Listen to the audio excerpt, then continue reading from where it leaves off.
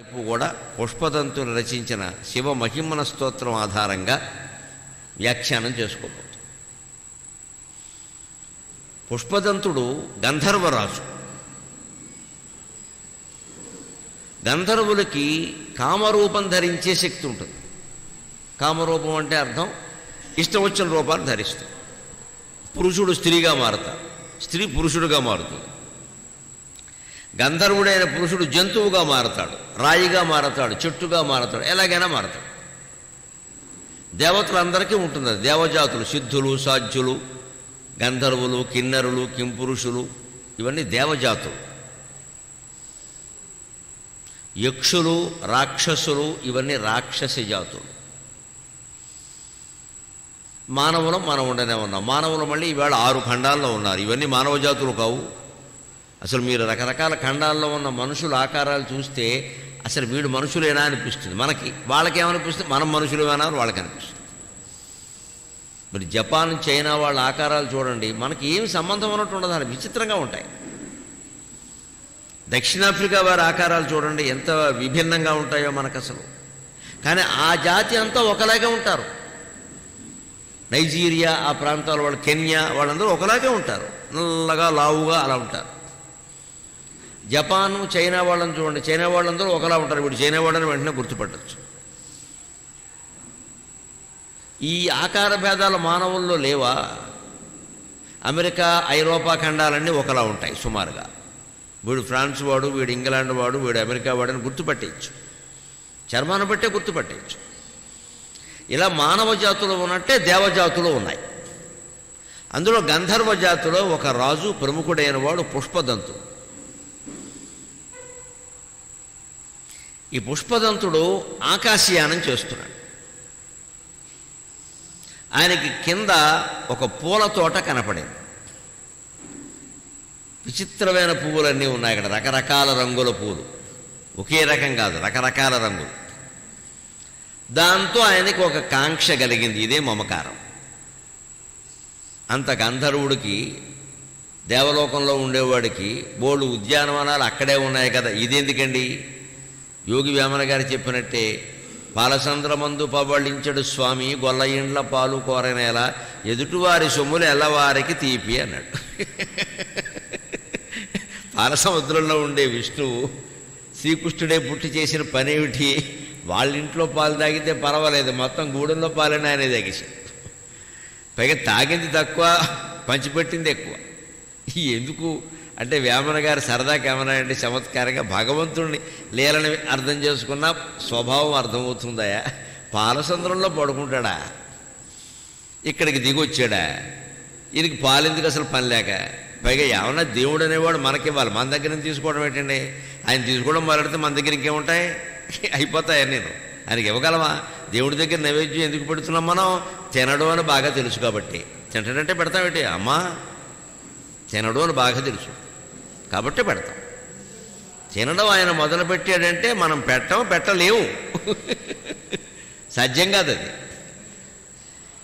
అటువంటి దేవుడే దిగి గొల్లవాళ్ళ ఇళ్లలో పాలని తాగాడు కదా. ఎందుకు చేశాడు? తనకు పాల సముద్రంలో మకా ఉండడమేడు శుభ్రంగా. ఇక్కడేమిటి అంటే సరదాకి వ్యామరగాడు, ఏమీ లేదు, ఎన్ని సొమ్ములు ఉన్నా సరే ఎదుటివారి సొమ్ములు బాగుంటాయి, ఎన్ని చీరలు బీరువా నిండా ఉన్నా సరే పక్కింటి ఆవిడ కట్టుకున్న చీర ఈవిడికి నచ్చుతుంది.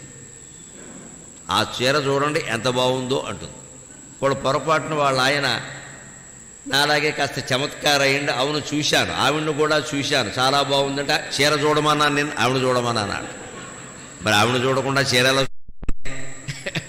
ఆవిడ చూడకుండా చీర ఎలా చూస్తామండి? ఆవిడ చూడకూడదా, చీర చూడాలా? ఆ చీర చూడండి ఎంత బాగుందో అంటే కొనమనే కదా. ఈయన చూసేది వేరే, ఆవిడ చూసేది వేరే. మరి ఇప్పుడు ఇంతకీ మనకేమైనా తక్కువ ఉన్నాయా? చాలా ఉన్నాయి. మనకున్నావు, పైగా ఆవిడకి లేవు. ఇదే మనుషుల్లో ఉండే మమకారం. ఇంకా కావాలి, ఇంకా కావాలి, ఇంకా ఇది కాదు అది కావాలి, అది కాదు ఇంకేదో కావాలి.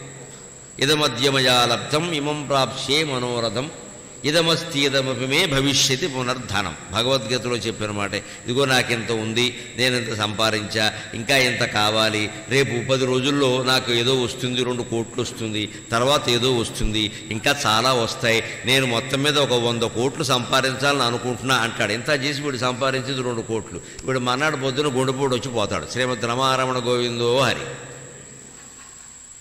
2 కోట్లు ఉంటే సరిపోదా? 2 కోట్లు ఎంత పెద్ద సొమ్ము. ఈవేళ మనపోటి కాళ్ళతో పోల్చుకుంటే మనకి ఎవరి దగ్గర ఉన్నాయి? ఇక్కడ సరిపెట్టుకుని ఉండొచ్చు కదా. ఉండడండి. 100 కోట్లకి వేస్తాడు ప్రణాళిక. ఈ 100 కోట్ల కోసం పడే ఆవేదన ఆత్రం కారణంగా గుండెపోటు వస్తుంది. లేకపోతే ఎందుకు వస్తుంది?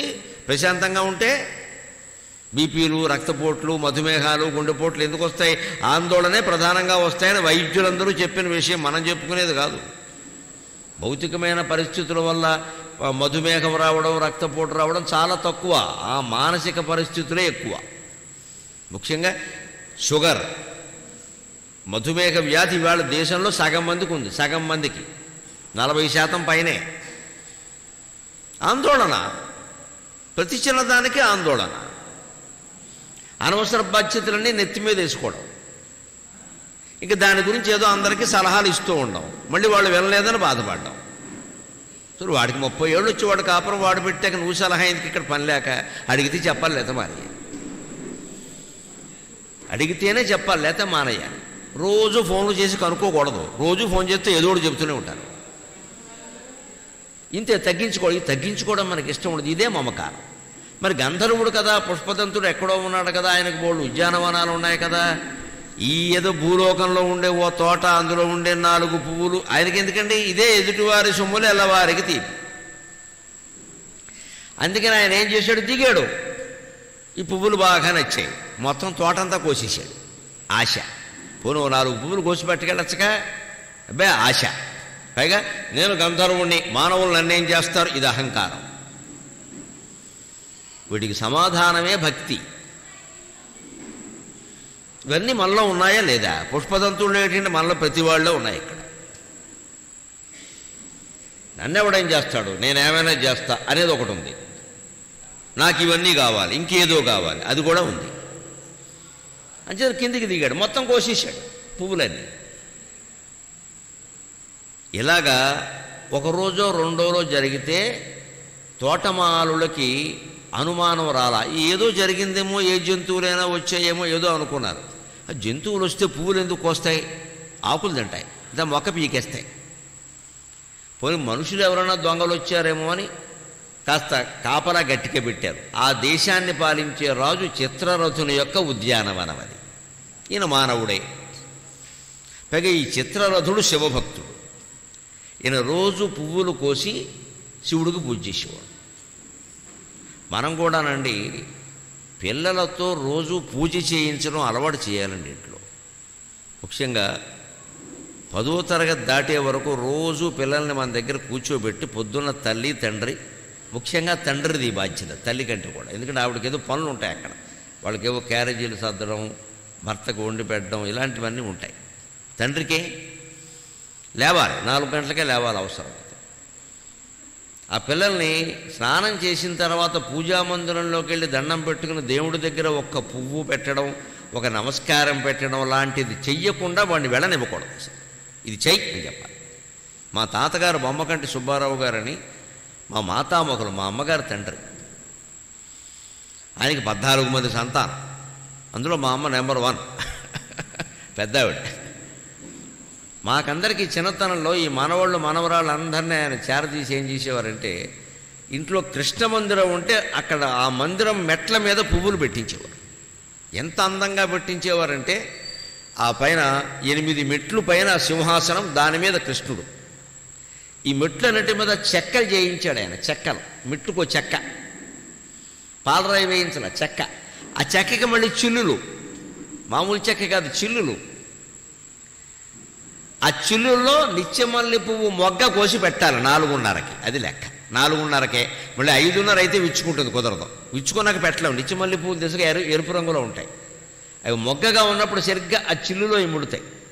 విచ్చుకుంటే ఇమ్మడం, పూదానికోటి కలిసిపోతాయి.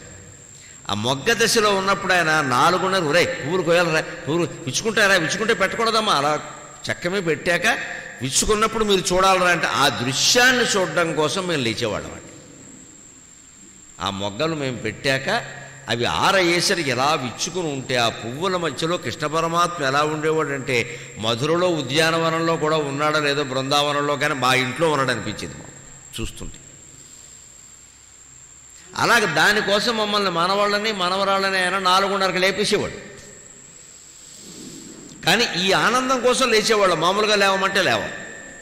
అందులో కూడా ఆయన ఏం చేసాడు విచిత్రంగా, ఈ చెక్క మీద కన్నాలు పెట్టడంతో పాటుగా ఈ పువ్వులు వికసించాక అందంగా ఉండాలిగా, లేకపోతే పూల కుప్పలా ఉంటాయి ఇంకా కాకుండా ఆ చెక్క మీద ఇలా గుండ్రంగా ఒక చోటు ఒక డిజైన్, ఇంకో చోట డైమండ్ ఆకారంలో డిజైన్ పెట్టి దానిలో వెండివి పన్నీరు బుడ్డి, గంధపు గిన్నె, దీపం, ప్రమిద అలాంటివి పెట్టాడు వెండివి ఈ చెక్క మీద. సరిగ్గా 3 చోట్ల, మళ్ళీ ప్రతి చెక్కకి 3 చోట్ల 3 అందమైనటువంటి గిన్నెలు కానీ, ఏదైనా చెంబులు లాంటివి కానీ, గ్లాసులు లాంటివి కానీ, ఈ ఉద్ధరణలు లాంటివి కానీ, ఏదైనా సరే పూజా ద్రవ్యాలే, మళ్ళీ ఇంట్లో ఉండే సామాన్లకు పూజలో వాడేవి వెండివే. ఎందుకంటే ఆయన 50 ఎకరాలు జమీందారు, ఆయన వైభవంగానే చేసేవాడని, దరిద్ర బుద్ధులు ఆయనకి లేవు.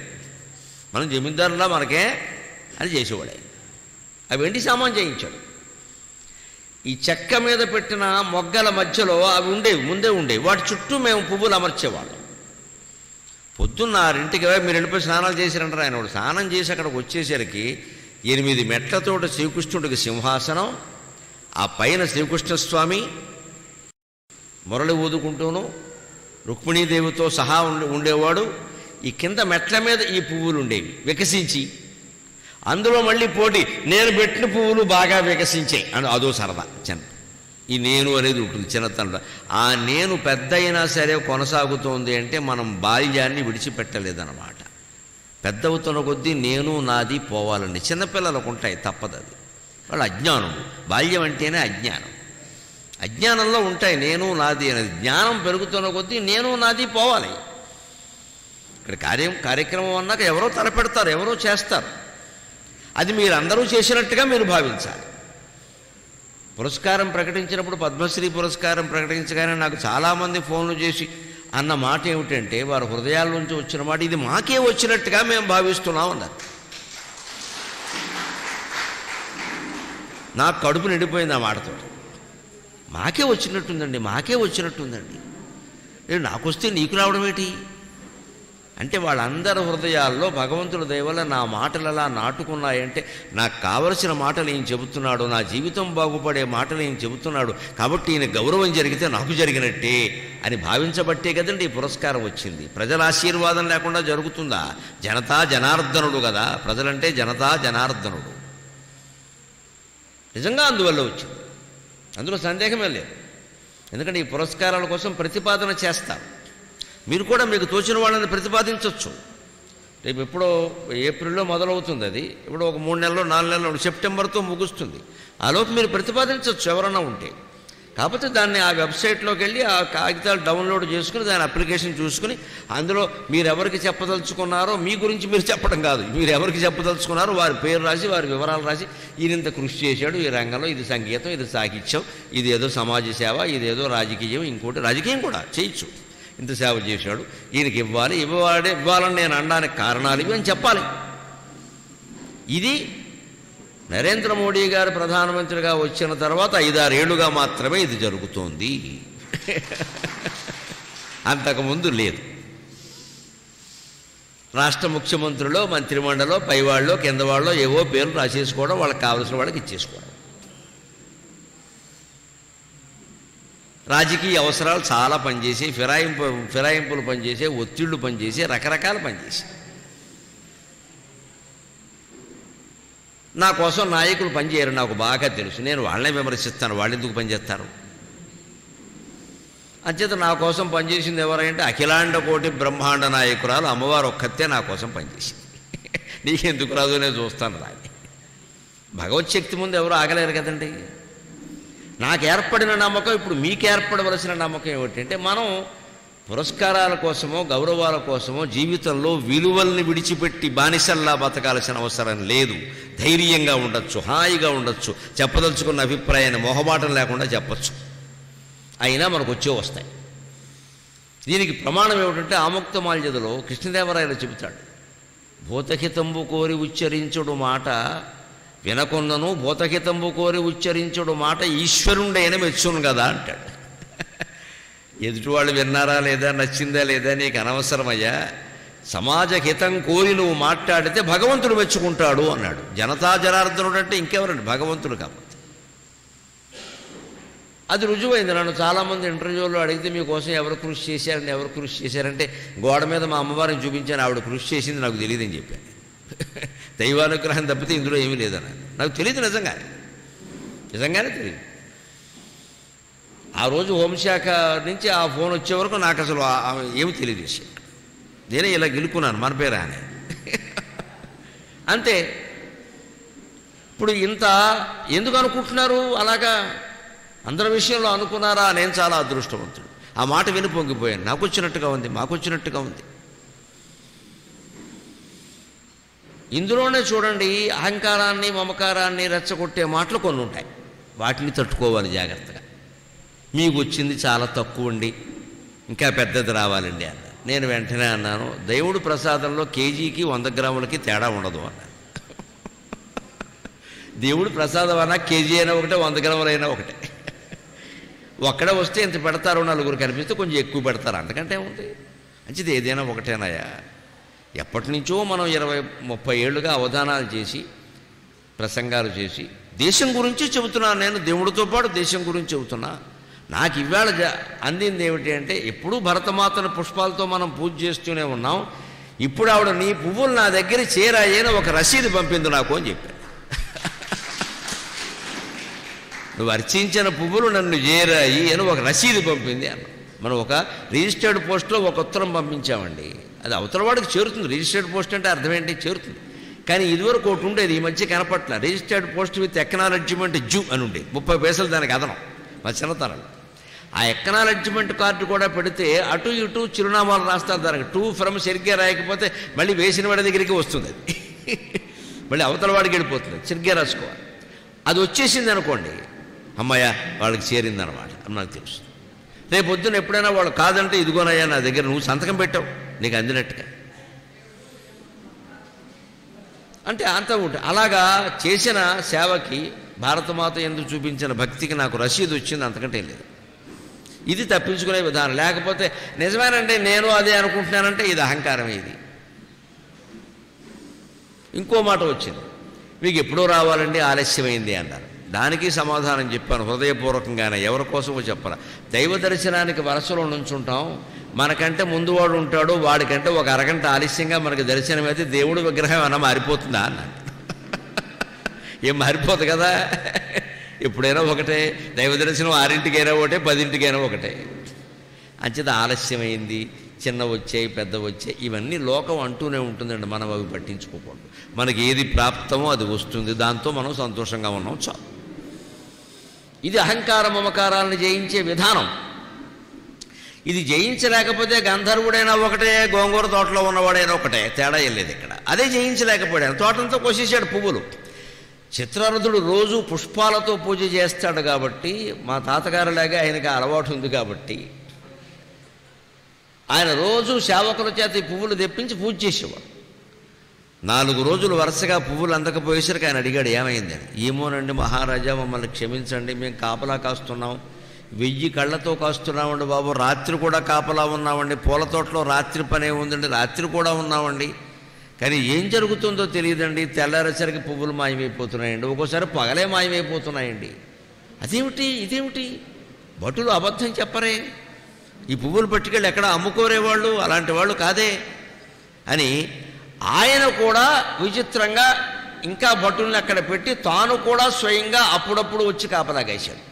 ఏం జరుగుతుందో తెలియదు. ఈ పుష్పదంతుడు గంధర్వుడు కావడం వల్ల, కామరూపం అనేది ఒకటి ఉండడం వల్ల అదృశ్య రూపంలో వచ్చి పట్టుకుపోతున్నాడు. అది ఎవరు మానవులు గ్రహించలేరు, దానికి దివ్య దృష్టి ఉండాలి. ఈ దివ్యళ్ళకి లేదు. చివరికి చూడండి, ప్రతి దానికి ఒక ఉపాయం ఉంటుంది. ఉపాయం లేని వాళ్ళు ఊళ్ళోంచి గంటేమన్నా. ఎంత క్లిష్ట సమస్యకైనా ఒక ఉపాయం ఉంటుంది. ఆ ఉపాయం ఎక్కడుంటుందంటే సమస్య మూలంలో ఉంటుంది. ఆ మూలంలోకి వెళ్ళాలి మనం. పైన మందు రాద్దాం, బెళ్ళేసేద్దాం, ఆయింట్మెంట్ రాద్దాం అంటే కుదరదు. సమస్య మూలంలోకి వెళ్ళాలి. ఎక్కడి నుంచి వస్తుంది ఈ సమస్య, ఎవరి నుంచి వస్తుంది అసలు ఇది? ముందు వాడిని వీలు, వాడి సంగతి తెలుసు, ఏం కావాలి వాడికి, ఏం కావాలి అడిగి అయిపోతుంది. అది మనం ఏమనుకుంటాం, వాడితో మాట్లాడడం మానేసి ఊళ్ళో అందరితో చెబుతాం, మా వాడు ఎలాగండి, మా ఆవిడ ఎలాగండి, మా ఆయన ఎలాగండి, మా బంధువు ఒక ఆయన ఉన్నాడండి, ఇదంతా మొదలుపడుతుంది. ఎందుకు ఇది? ఊళ్ళో అందరితో చెబుతావు ఒకటి, నిజంగా మీ వాడు అలాగా నీకు అనిపించినప్పుడు వాడిని విను, కూర్చోబెట్టు. ధైర్యం లేదు అంటే అదే సమస్య, అదే సమస్య. నీకు ధైర్యం లేకపోవడం సమస్య, మీ వాడు సమస్య కాదు. నీకు ధైర్యం లేకపోవడం సమస్య. కొడుకు సమస్య కాదు, కూతురు సమస్య. మనకు ధైర్యం లేదు. మరి కొడుకుతోనే మాట్లాడి ఖచ్చితంగా చెప్పడానికి ధైర్యం లేనప్పుడు ప్రపంచంలో ఎవరితో మాట్లాడతామండి? ఎలా సమస్యలు పరిష్కారం అవుతాయి? ఇది మూలాల్లోకి వెళ్ళడం అంటే. ఇక్కడ చిత్రరథుడు చిత్రంగా వెళ్ళాడు మూలాల్లోకి. 4-5 రోజుల పాటు వరుసగా ఇలాగే జరుగుతుంటే ఆయన ఆలోచించాడు. శివభక్తి కారణంగా ఆయనకి అద్భుతమైన పరిష్కారం తోచింది. ఎవరో వస్తున్నారు, అదృశ్య రూపంలో కోసుకెళ్ళిపోతున్నారు. తెలిసింది ఆయనకి ఇది మానవుల పని కాదని. మన చుట్టూ ఎప్పుడు దేవతా శక్తులు, రాక్షస శక్తులు కూడా ఉంటాయండి. భయపడకండి దయచేసి, ఊరికి విషయం చెబుతాం. ఉంటాయి, పురాణాల్లో ఉంది ఆ విషయం.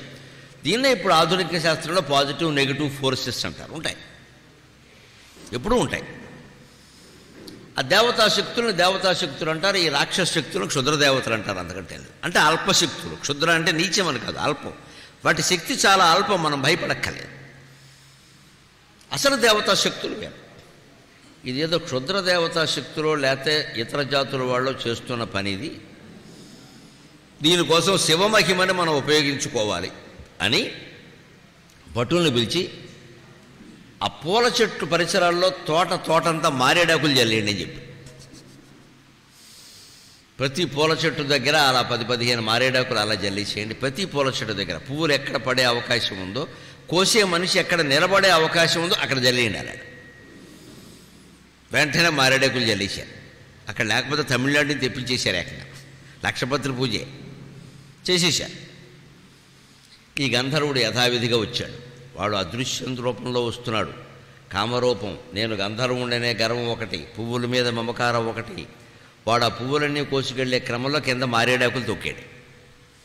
మారేడాకులు తొక్కడం అనేది మహాపాపం.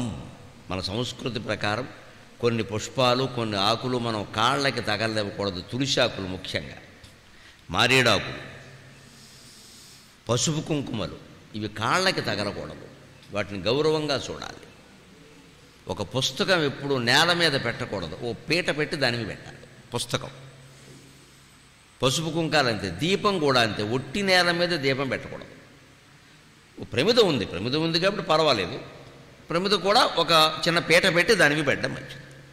ఒక ఎత్తు దీపం ఒకటి, పుస్తకం ఒకటి, పువ్వులు ఒకటి. దేవుడు పూజ కోసం కోసిన పువ్వులే కాదు, ఆడవాళ్ళు తలలో పెట్టుకోవడానికి పువ్వులు కోసుకొచ్చినా కూడా నేల మీద పెట్టకూడదు. ఓ న్యూస్ పేపర్ పాతదైనా వేసి దాని మీద పెట్టాలి. ఇవి కొన్ని పవిత్రమైన వస్తువులు, ఇవి పూజలో వాడతాం మనం. వాటిని నేల మీద ఎలా పెడతాం? ఈ మాత్రపు మర్యాదలు కొన్ని పాటించకపోతే మనం ఏ దేవతాశక్తుల ఆశీర్వాదాన్ని కోరుతున్నామో అది లభించదు మనకి. ఈయన గంధర్వుండనే అహంకారం ఒకటి, కింద ఏముందో చూసుకోకుండా మారేడాకులు తొక్కుకుంటూ వెళ్ళిపోయి కోశాడు. శివుడు తాను ఎక్కడ ఉంటానని చెబుతాడో ప్రత్యేకంగా అక్కడ ఉంటాడు, ప్రత్యేకంగా ఉంటాడు. అంతటా నిండి ఉన్నా సరే శివుడికి మారేడాకులు అంటే చాలా ఇష్టం అంట. మారేడాకుని శివస్వరూపంగా మనం భావిస్తాం. అందుకే అదే తెలుసును కాబట్టి ఆ మారేడాకులు కోసేవి కూడా తక్కువే కొయ్యాలి. ఇలా అత్యవసరమైతే పరిస్థితి వేరు. లక్షపత్రి పూజ చేయొచ్చు, ఏడాదికోసారి చేసేవారు మా చిన్నతనంలో శివాలయం. ఇప్పుడు ప్రతి ఆకాశికి మొదలు పెట్టేశారు. ఇక్కడ చేసేవాళ్ళు పెరిగిపోయారు. వారు చేయాలి, వీరు చేయాలి, నేను మొక్కుకున్నా. మొత్తం మారేడు చెట్లు ఎక్కడా లేకుండా పోయి, ఇదే అతి.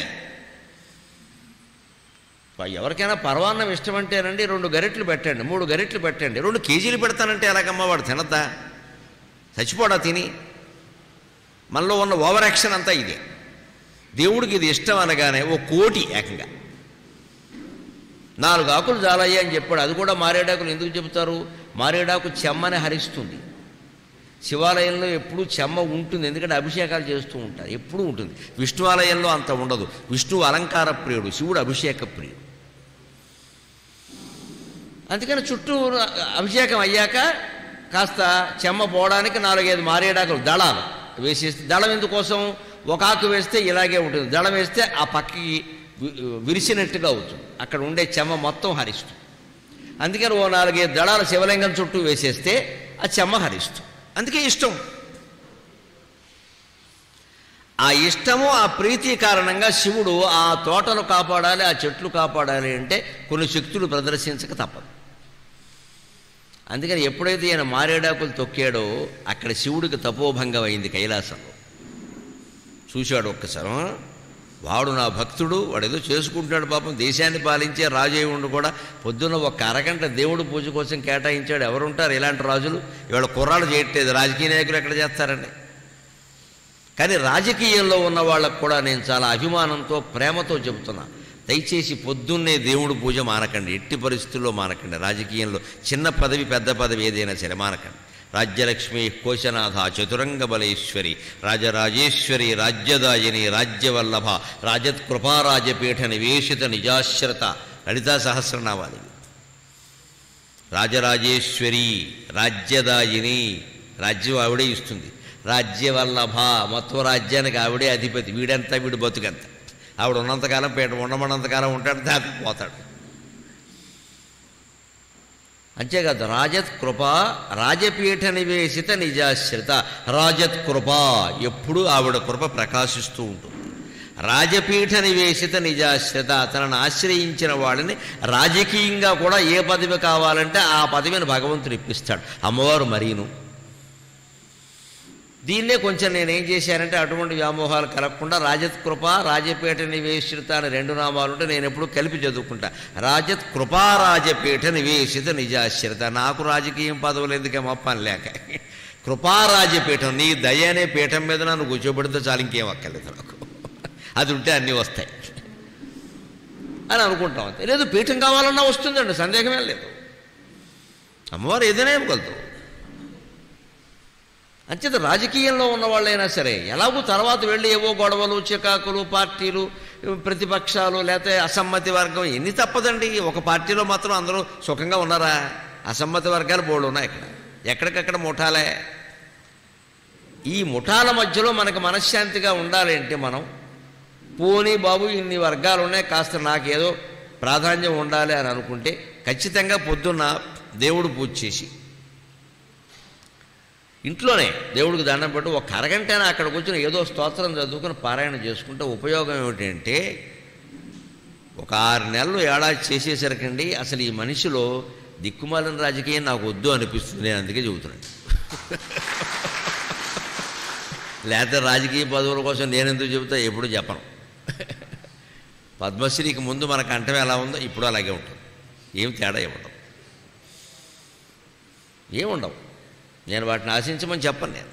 కానీ ఎందుకు చెబుతున్నాను అంటే, ఇదే దృష్టితో పోనీ ఒక కోరికతో ఒక భయంతో మనం పూజ చేసినా సరే, చేసే పూజ సక్రమంగా చేస్తే ఆ కోరికని భయాన్ని జయిస్తాం. అక్కర్లేదు నాకు ఈ కోరిక అక్కర్లేదు, కోరిక తీరడానికి కోరిక నాకు అక్కర్లేదని వదిలేయడానికి తేడా ఏముందండి? 2 ఒకటే.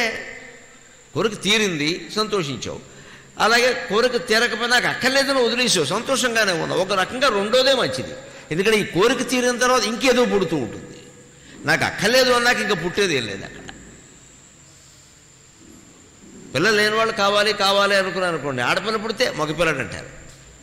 అసలు మనకు అక్కర్లేదండి, శుభ్రంగా 2 అనాథలను పెంచుకుందాం అంటే మీకు కావాల్సిన వాళ్ళే పెంచుకోవచ్చు. ఎవరు వద్దున్నారండి? 25 లక్షల మంది అనాథలు ఉన్నారు దేశంలో, పెంచుకోకూడదా? మీకు కావాల్సిన వాళ్ళు పెంచుకోవచ్చు, అందమైన వాళ్ళే పెంచుకోవచ్చు. పోనీ వాళ్ళ జీవితమైనా బాగుంటుందమ్మా, వీళ్ళు తెచ్చుకోవచ్చు కదా మనకు నచ్చిన వాళ్ళని, ఎవరైనా బాగుంటారు కదా. ఇది కోరికని విడిచిపెట్టడంలో ఎప్పుడూ కోరిక పొందడం కంటే ఎక్కువ ఆనందం. దైవ పూజలో ఇది మనకి అనుభవంలో వస్తుంది. ఆ పారాయణలు చేస్తూ ఉంటే, ఆ స్తోత్రాలు చదువుతూ ఉంటే, అర్థం తెలుసుకుని చదువుతూ ఉంటే ఎందుకు వదిలేద్దాం లేనిపోను కూడా. రాజపీఠం ఏంటి, కృపారాజపీఠం కావాలి మనకి, రాజపీఠం ఎందుకు పని లేక. అమ్మవారి దయ మన మీద ఉంటే అన్నీ ఉంటాయి.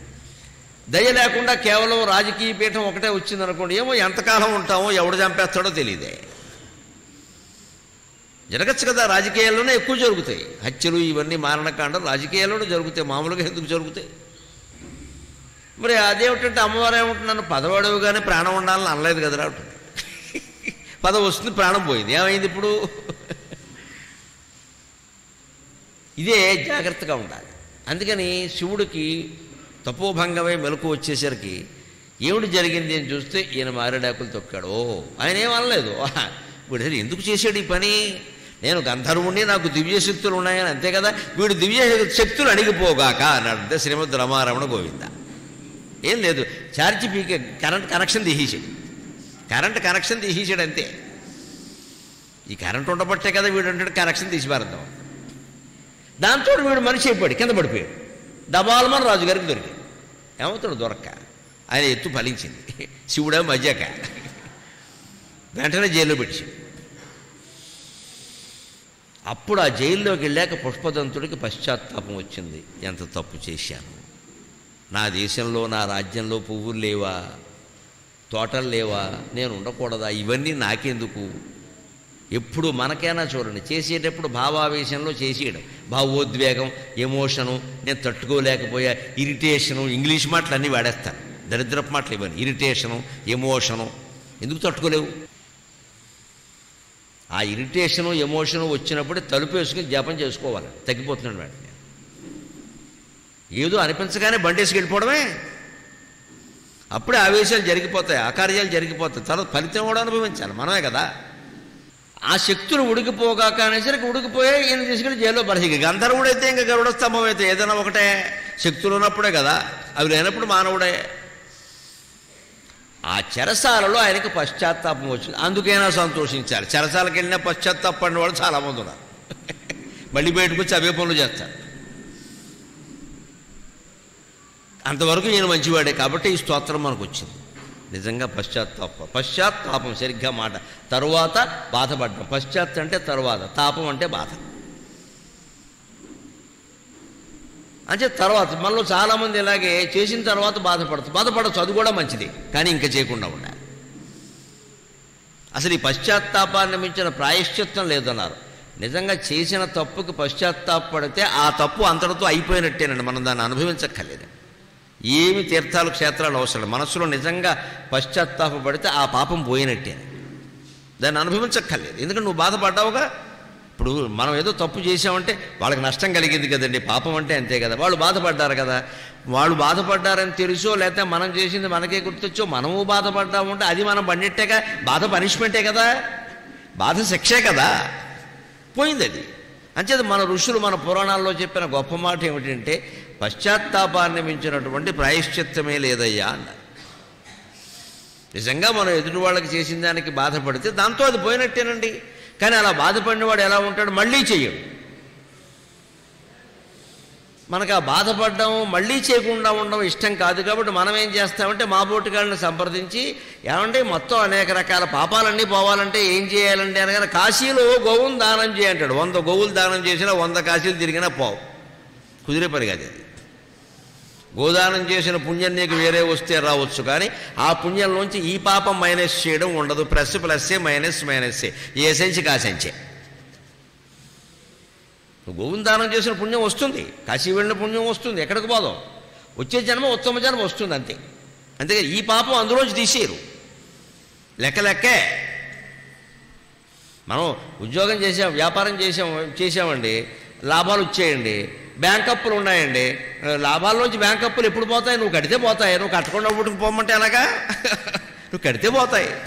ఈ లాభాలు వచ్చిన సొమ్ము నుంచి బ్యాంక్ అప్పులు కట్టేస్తే అప్పులు ఉండవు. అందుకని బ్యాంక్ అప్పులు అలా ఉంచేసి లాభాలను వాడేసేసుకుని బ్యాంక్ అప్పులు తీర్చే ఎవరు తీరుస్తారు? లెక్కే. పైగా మనం స్వచ్ఛంద సంస్థ పెట్టామనుకోండి, దాన ధర్మాలు చేసాం, బ్యాంక్ అయినా అప్పు తీర్చవయ్యా అంటే నేను బోడు దాన ధర్మాలు చేశాను, నాకు వాడితో సంబంధం ఏంటి, నా అప్పు నాదే అంటాడు. నువ్వు ఎన్ని దాన ధర్మాలు చేస్తే నాకే నా అప్పు నాదే. బయట దాన ధర్మాలు చేసి బ్యాంక్ అప్పు కింద రాసుకుంటారండి, కుదరదు కదా. అంచేది ఆ దానం చేసిన పుణ్యం నీకు వేరే వస్తుంది, బ్యాంక్ అప్పు తీర్చవలసిన కర్మ మాత్రం తప్పదు. పాపమేనా అంతే, పుణ్యంగా వేరే వస్తుంది, పాపంగా అనుభవించాల్సిందే. పుణ్యాల్లోంచి పాపాల్లోంచి పుణ్యాలు మైనస్సులు చేయడం అనేది ఉండదు.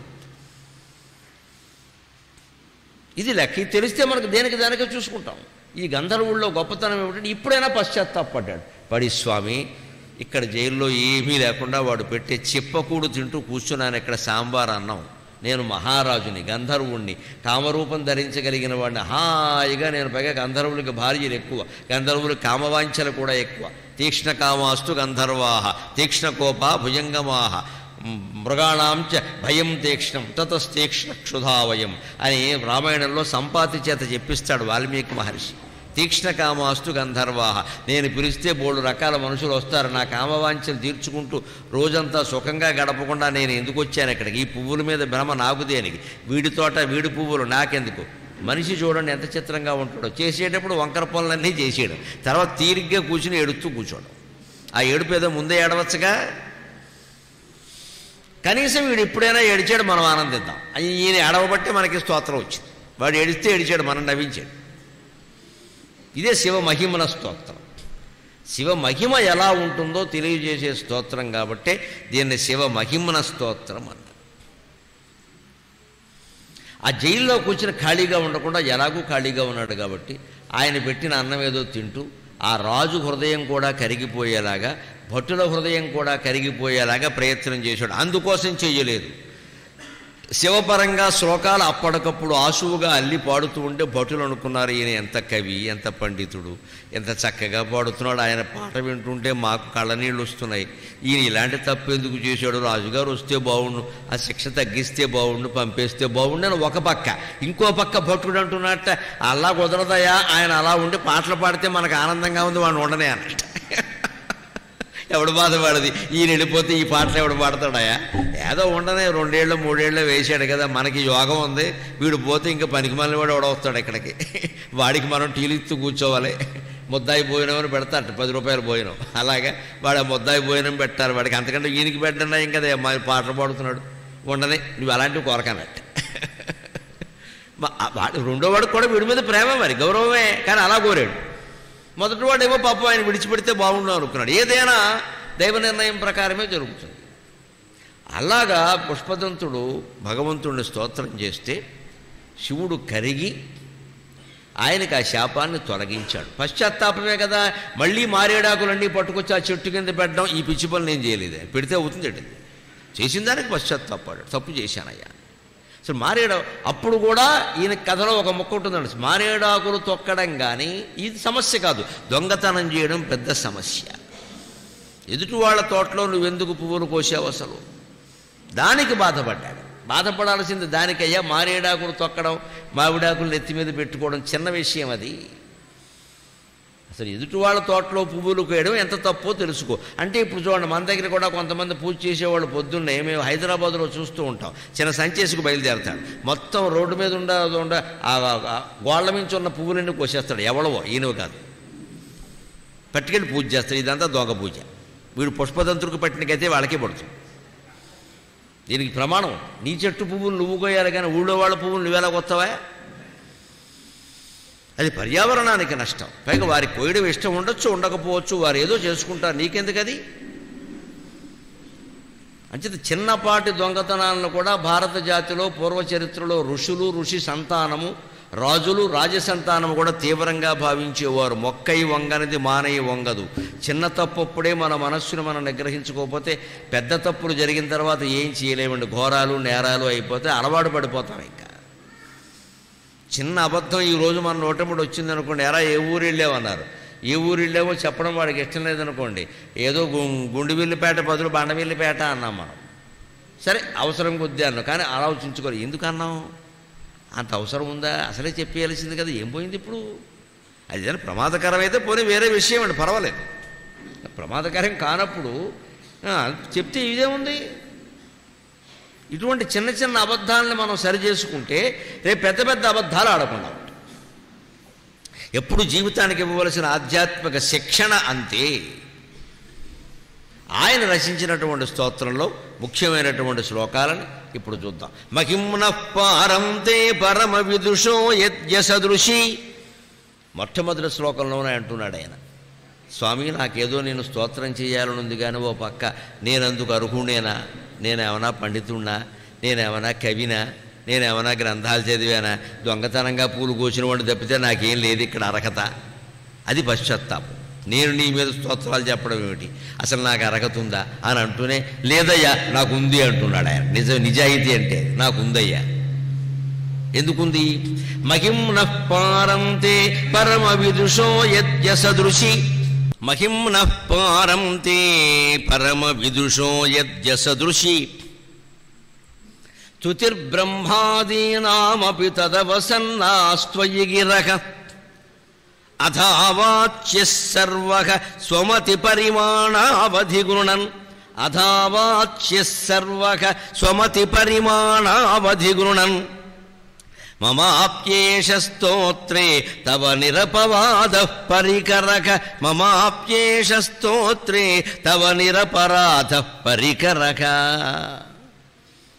మహిమ్నః పారంతే పరమ విదుషక యద్యసదృశీ, తే మహిమ్నః పారం. నీ మహిమ ఎటువంటిది అని చెప్పడానికి మహత్తరమైన వేదాంతులు విద్వాంసులు సరిపోరు, నేననగా ఎంత. అంచేత నేను చదివే స్తోత్రం నీకు నచ్చదు, నాకు తెలుసు. నేనేముంది, నేనేం చెప్పగలను? వాళ్ళు ఎవరో చెప్పిన మాటలే నేను చెబుతా, కొత్తవేమున్నాయి. స్తుతిర్బ్రహ్మాదీనామపి తదవసన్నాస్త్వయి గిరః అంటే అయినా నా ప్రయత్నం నేను చేస్తా అంటున్నాడు. ఎందుకంటే నిన్ను నిజంగా స్తుతించడానికి బ్రహ్మదేవుడు కూడా సరిపోవడం. బ్రహ్మదేవుడికి 4 ముఖాలు ఉన్నాయి. 4 ముఖాల్లోంచి 4 వేదాలు ఉత్పన్నమయ్యాయి. 4 వేదాలు ఉత్పన్నమైనటువంటి పవిత్రమైన ముఖాలు కలిగిన బ్రహ్మదేవుడు కూడా శివస్తుతి చేయడానికి సరిపోడు. మరి అటువంటిప్పుడు నేను చేయడం ఏమిటి అంటే ఆయన స్థాయిలో ఆయన చేసినప్పుడు నా స్థాయిలో నేను చేస్తే తప్పే ఉంటున్నాడు. అది తర్కం. వినాయకుడు బొమ్మ చేయాల్సి వస్తే మనం మట్టితో చెయ్యాలి అంటారు. చెయ్యాలండి, మట్టితోనే చెయ్యాలి, అందులో అనుమానం లేదు. కానీ కోటీశ్వరుడైన వాడు బంగారంతో వినాయకుడు ప్రతిమ చేసుకుని పూజ చేస్తే నష్టం ఏం లేదు, లాభమే. దానికోసం దొంగతనాలు చేయకూడదు, ఎవరి సొమ్ము కొట్టేయకూడదు, అంతే. చేసుకోవచ్చు. పైగా కోటీశ్వరుడైన వాళ్ళు పూజలు కానీ పెళ్ళిళ్ళు కానీ వ్యక్తిగతమైనవి కానీ సామూహికమైనవి కానీ వైభవోపేతంగా చేయడం వల్ల ఒక ప్రయోజనం ఉంది సమాజంలో. బలహీన వర్గాల వారందరూ బతుకుతారు రకరకాల పనులు చేసుకుని. పందిళ్ళు వేసుకుంటారు, పాకలు వేసుకుంటారు, వంట చేసుకుంటారు, వడ్డించుకుంటారు. ఆ బంగారాన్ని ఎక్కడి నుంచో తవ్వి పట్టుకొస్తారు. కొంతమంది స్వర్ణకారులు ఆ బంగారంతో బొమ్మ తయారు చేస్తారు. వాటికి పూలమాలలు కొందరు తయారు చేస్తారు. ఇవన్నీ వీళ్ళందరూ బతకాలి కదండి. మన హైందవ సంస్కృతిలో గొప్పతనమే అది. నువ్వు బతుకు, 10 మందిని బతికించు. ముఖ్యంగా డబ్బు బాగా ఉన్నవాడు ఎప్పుడు ఎలా ఆలోచించాలంటే 10 మందిని బతికించడం కోసం దీన్ని ఉపయోగిద్దాం, నా ఒక్కడి వైభవం కాదు ఇది.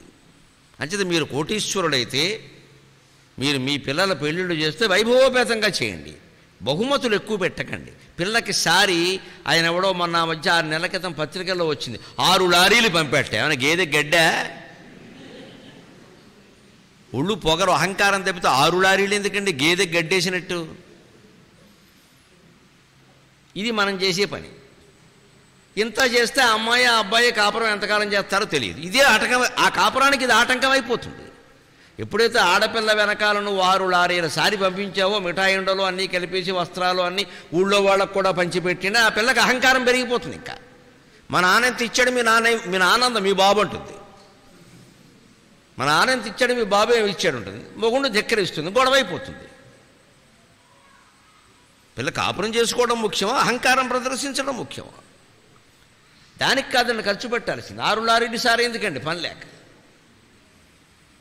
6 లారీల సారి ఖర్చు పెట్టేటువంటి సొమ్ముని ఈ పెళ్లికి సంబంధించిన తతంగాల పేరు మీద ఊళ్ళో వాళ్ళకి ఉపాధి కల్పన కోసం ఖర్చు పెడితే ఊళ్ళో వాళ్ళంతా కోరుకుంటారు, సంతోషిస్తారు. ఈయన బాగుండాలి, ఈయన బాగుండాలి, ఈయనకి ఇంకా పిల్లలు పుట్టాలి, వాళ్ళకి శుభకార్యాలు జరగాలని కోరుకుంటారు. పూర్వం ఈ దేశంలో ప్రతి గ్రామంలో అదే సంస్కృతి ఉండేది, అదే సంస్కృతి ఉండేది.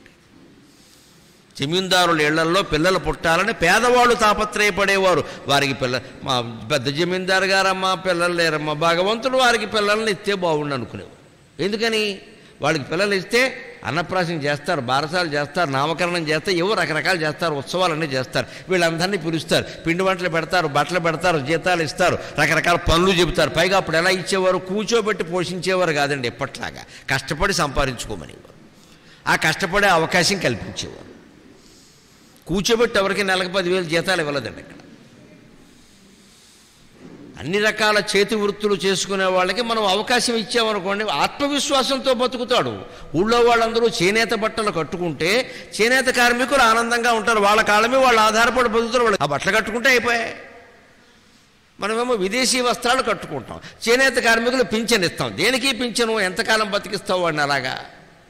వాడికి అది సరిపోదు, ఆత్మహత్య చేసుకుంటాడు. అంతకంటే ఆ వస్త్రాలు మనం ధరిస్తే, ఆ కుండలు మనం కొంటే, ఆ పాత్రలు మనం కొంటే, ఊళ్ళో ఉన్న వడ్రంగిని ప్రోత్సహించి మన ఇంట్లో సామానంతా ఆ వడ్రంగి చేతే చేయిస్తే బెంగళూరు నుంచి తెప్పిస్తారు సోఫాలో కుర్చీలు లారీలో. బెంగళూరు నుంచి, గుండువిలపేటకి బెంగళూరు నుంచి కాశ్మీర్ నుంచి అవసరం అని నాకు అర్థం కాదు. ఈ దగ్గరలో ఎవరు లేరా? శ్రీకాకుళం దగ్గరలో కంచు అద్దాలు ఉంటాయండి. ఇక్కడ ఏదో ఊళ్ళో కంచు అద్దాలు, కంచు పళ్ళాలు అద్దాల్లో ఉంటాయండి. అవి ఉట్టి కంచే, అందులో అద్దం. ఎంత కళ, ఎంత కళ! ఈ జిల్లా కళా సరస్వతి. శ్రీకాకుళం జిల్లా అంటే కళా సరస్వతి. ఆ కంచు అద్దం ఖచ్చితంగా మన ఇంట్లో ఉండాలని చెప్పి శ్రీకాకుళం జిల్లాలో ఉండే జనమంతా అనుకుంటే ఆ ఒక్క పరిశ్రమ జాలని ఇక్కడ అందరినీ పోషించడానికి. ఈ పాటి మనం చేయలేమా? ఎక్కడెక్కడి నుంచో తెప్పిస్తాం, ఆకాశం నుంచి. మన ఊళ్ళో వాళ్ళని మనం ప్రోత్సహించాం. ప్రతి ఆర్థికమైన ప్రతి వృత్తికి, ప్రతి పనికి మనం ఇలాగా స్వదేశీ, అందులో మళ్ళీ స్వరాష్ట్రం, అందులో మళ్ళీ సొంతూరు అని ఆలోచించడం సంకుచితం కాదు. అది అవకాశం. మన ఊళ్ళో వాళ్ళకి ముందు అవకాశం ఇద్దాం. ఇప్పుడు ఇంత కార్యక్రమం జరిగిందండి, మీరు ఆలోచించండి. దూరం నుంచి వచ్చిన వాళ్ళు ఎంతమంది ఉంటారన్నది ఇక్కడ వాళ్ళేగా ఎక్కువ. మరి మీకే అవకాశం ఉందా లేదా? నేను ఇదే కార్యక్రమం శ్రీకాకుళంలో చేసి రమ్మంటే మీరు అక్కడికి రాగలరా అందరూ? జిడ్డు కృష్ణమూర్తి గారు మహానుభావుడు 90 ఏళ్ళు పైన బతికాడు. 1895లో పుట్టి 1986 వరకు బతికాడు. 91 సంవత్సరాలు. 91వ ఏట కూడా 16 దేశాలు తిరిగాడు. ఈ నీళ్ళు బంగారంగా ప్రసంగాలకే. 91వ ఏట కూడా 16 దేశాలు తిరిగాడు. 85 దాటాక పాపం చాలా కష్టమయ్యేది ఆరోగ్యం కారణంగా. అందులో విమానాలు ఎక్కాలి. అప్పట్లో కొన్ని ఓడలు కూడా, విమానాలు కూడా లేవు ఎక్కువ. ఓడలు, నెలనాళ్ళు ప్రయాణం, 15 రోజులు ప్రయాణం. ఇంత చేస్తే అక్కడ గంట ఉపన్యాసం. వెళ్ళేవాడు వాళ్ళు కోరితే. టికెట్ లేవు, వాళ్ళు ఇప్పుడు ఏం పుచ్చుకునేవాడు, కానీ ఏం అక్కర్లేదు. బ్రహ్మచారి 2 జతల బట్టలు తప్పితే ఏముండవు అక్కడ. ఆ బట్టలు ఎవరో కొనేవారు, ఆ ఖర్చులు పెట్టుకునేవాళ్ళు వెళ్ళిపోయేవాడు, ఎవరో భోజనం పెట్టేవారు. అలా 91 సంవత్సరాల పాటు మహానుభావుడు ప్రపంచంలో ఉండే 140 దేశాలు తిరిగాడు ఆయన. 140 దేశాలు. మన దురదృష్టం ఏంటంటే ఆయన తెలుగు రాదు. ఆయన చిత్తూరు జిల్లా మదనపల్లి, తెలుగు రాదు. అందుకని తెలుగునాట ఎక్కడ మాట్లాడితే ఇంగ్లీషులోనే మాట్లాడాడు. ఆయనకు రాదు. ఎందుకని చిన్నప్పుడే 12 ఏళ్ళప్పుడే అనీ బీసెంట్ ఆయన తీసుకుపోయి ఇంగ్లాండ్లో పెంచింది. సో ఏదొస్తే దేశానికి మేలు చేశాడు. నేను ఆ పుస్తకాలు చదివే మాట్లాడగలుగుతున్న అనుమానం ఇలా. కృష్ణమూర్తి గారి పుస్తకాలు అంటే ఆ పనులు ఎన్ని మానేసినాయి. ఇక్కడ ఏదైనా కృష్ణమూర్తి గారి పుస్తకం కనపడితే ప్రసంగం ఆపేసి వెళ్ళిపోతాను. నేను పుస్తకం పట్టుకుని, నాకు అంత ఇష్టం అది.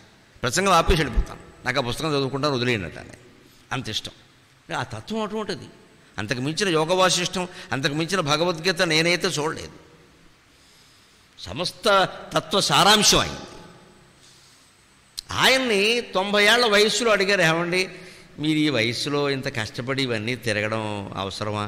మీరున్న చోటకి వాళ్ళని రమ్మంటే సరిపోదా అంటే, రకరకాల దేశాల నుంచి చిన్నపిల్లలు అనండి బాబు, రకరకాల దేశాల నుంచి వృద్ధులు, పిల్లలు, స్త్రీలు రావాలంటే బోళ్ళు ఖర్చు, సమయం అన్నీ. నేనే అదేదో పడితే సరిపోతుంది కదా అన్నాడు ఆయన. మహానుభావుడు. ఎక్కడో దేశం నుంచి వస్తారా ఇక్కడికి? రాలేరయ్యా, బోళ్ళు ఖర్చు అవుతుంది. ఆడాళ్ళు రాలేరు, పిల్లలు రాలేరు. వాళ్ళని వదిలేసి మొగాళ్ళు ఒకడో వస్తారు ఇక్కడికి. వద్దు, అందరూ వినాలి. నేనే పెడతాను, ప్రాణం పోయే వరకు పెడతాను అని 91వ సంవత్సరం ఆయనకు ప్రాణం పోయే వరకు, ప్రాణం పోవడానికి ఓ 2 నెలల ముందు కూడా వెళ్ళాడు ఆయన. చివరికి ఆయన ప్రాణం అమెరికాలోనే పోయింది. అది దేశసేవ అంటే. అది ఎంతమందిని చైతన్యవంతులను చేశాడు. ఆయన వెళ్ళిపోయి 50 ఏళ్ళు దాటిపోయింది. ఇప్పటి వరకు నేను ఆధ్యాత్మిక జ్ఞానం పొందినటువంటి గ్రంథాలు ఎన్ని ఉన్నప్పటికీ కృష్ణమూర్తి గారి గ్రంథాలకు నేను నెంబర్ వన్ వేసేస్తాను స్థానం, అనుమానం లేదు. అందులో నేను చదివిన వాటిలో అత్యుత్తమమైన వేదాంత సాహిత్యం ఏదంటే కృష్ణమూర్తి గారిది. అర్థం కావడం కష్టం. కొంచెం బాగానే ఉందండి. మినపసూరు నుండి అరగడం కష్టం, మంచినీళ్ళు తేలిగ్గా, పాలు తేలిగ్గా అరుగుతుంది. దానికేముంది? ఆ ఒప్పుకొని వాడే తింటాడు. అర్పకుండా పట్టుకుని మినపసూరు ఉండదు అనమాట, ఏం తింటాడు? అంతే. జ్ఞానం ఎప్పుడూ అంతే. ప్రజల కోసం మనం కష్టపడాలి. అలాగే మనం కూడా ఏం చేయాలి, ఈ ఆర్థిక వృత్తుల విషయంలో దూరం కాదు, మన దగ్గర వాళ్ళని పోషించామనుకోండి వీళ్ళు బాగుంటారు. అందుకని ఎక్కడికక్కడే స్థానికత అంతా కలిపి భారతీయత, అది మనం అలవాటు చేసుకోవాలి. ఎక్కడికక్కడే స్థానికత అంతా కలిపి భారతీయత.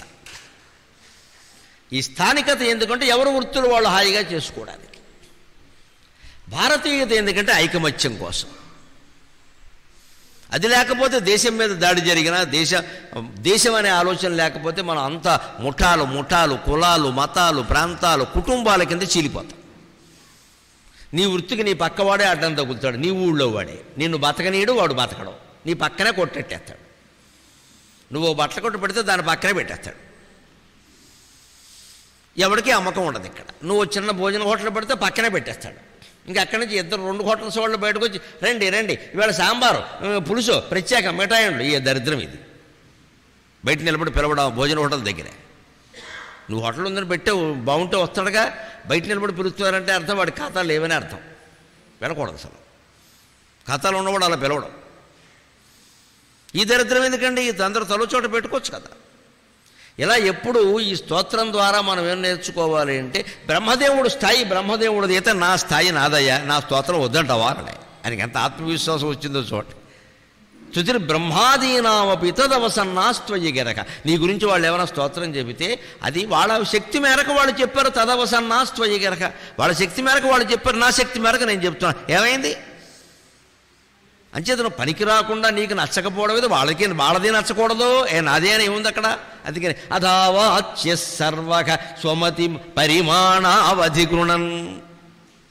వాళ్ళ బుద్ధి శక్తి మేరకు వాళ్ళు చెప్పింది నీకు నచ్చట్లేదు, నా బుద్ధి శక్తి మేరకు నేను చెప్పింది నీకు నచ్చట్లేదు అంటే బ్రహ్మదేవుడు లాంటి వాళ్ళు కూడా వాళ్ళ బుద్ధి మేరకే చెప్పగలుగుతారు. కానీ నీ మహిమను మొత్తం వాళ్ళు తెలుసుకోగలరా? అంచేత తెలుసుకోవడం సాధ్యం కాదు అన్నప్పుడు ఆయనకు కూడా పూర్తిగా సాధ్యం కాదు, నాకు కూడా పూర్తిగా సాధ్యం కాదు. ఈ రెండు ఒకటే కదా. మున్నీటనైనను మునుంగుట సరియగుట పరమాణువునకును పర్వతమునకును ఏమి అంతరు అంటాడు కృష్ణదేవరాయలు మాలదాసరి ప్రబోధంలో. ఒక మట్టి బిడ్డ చిన్న గ్లాసు నీళ్లలో మునిగిపోయిందిట.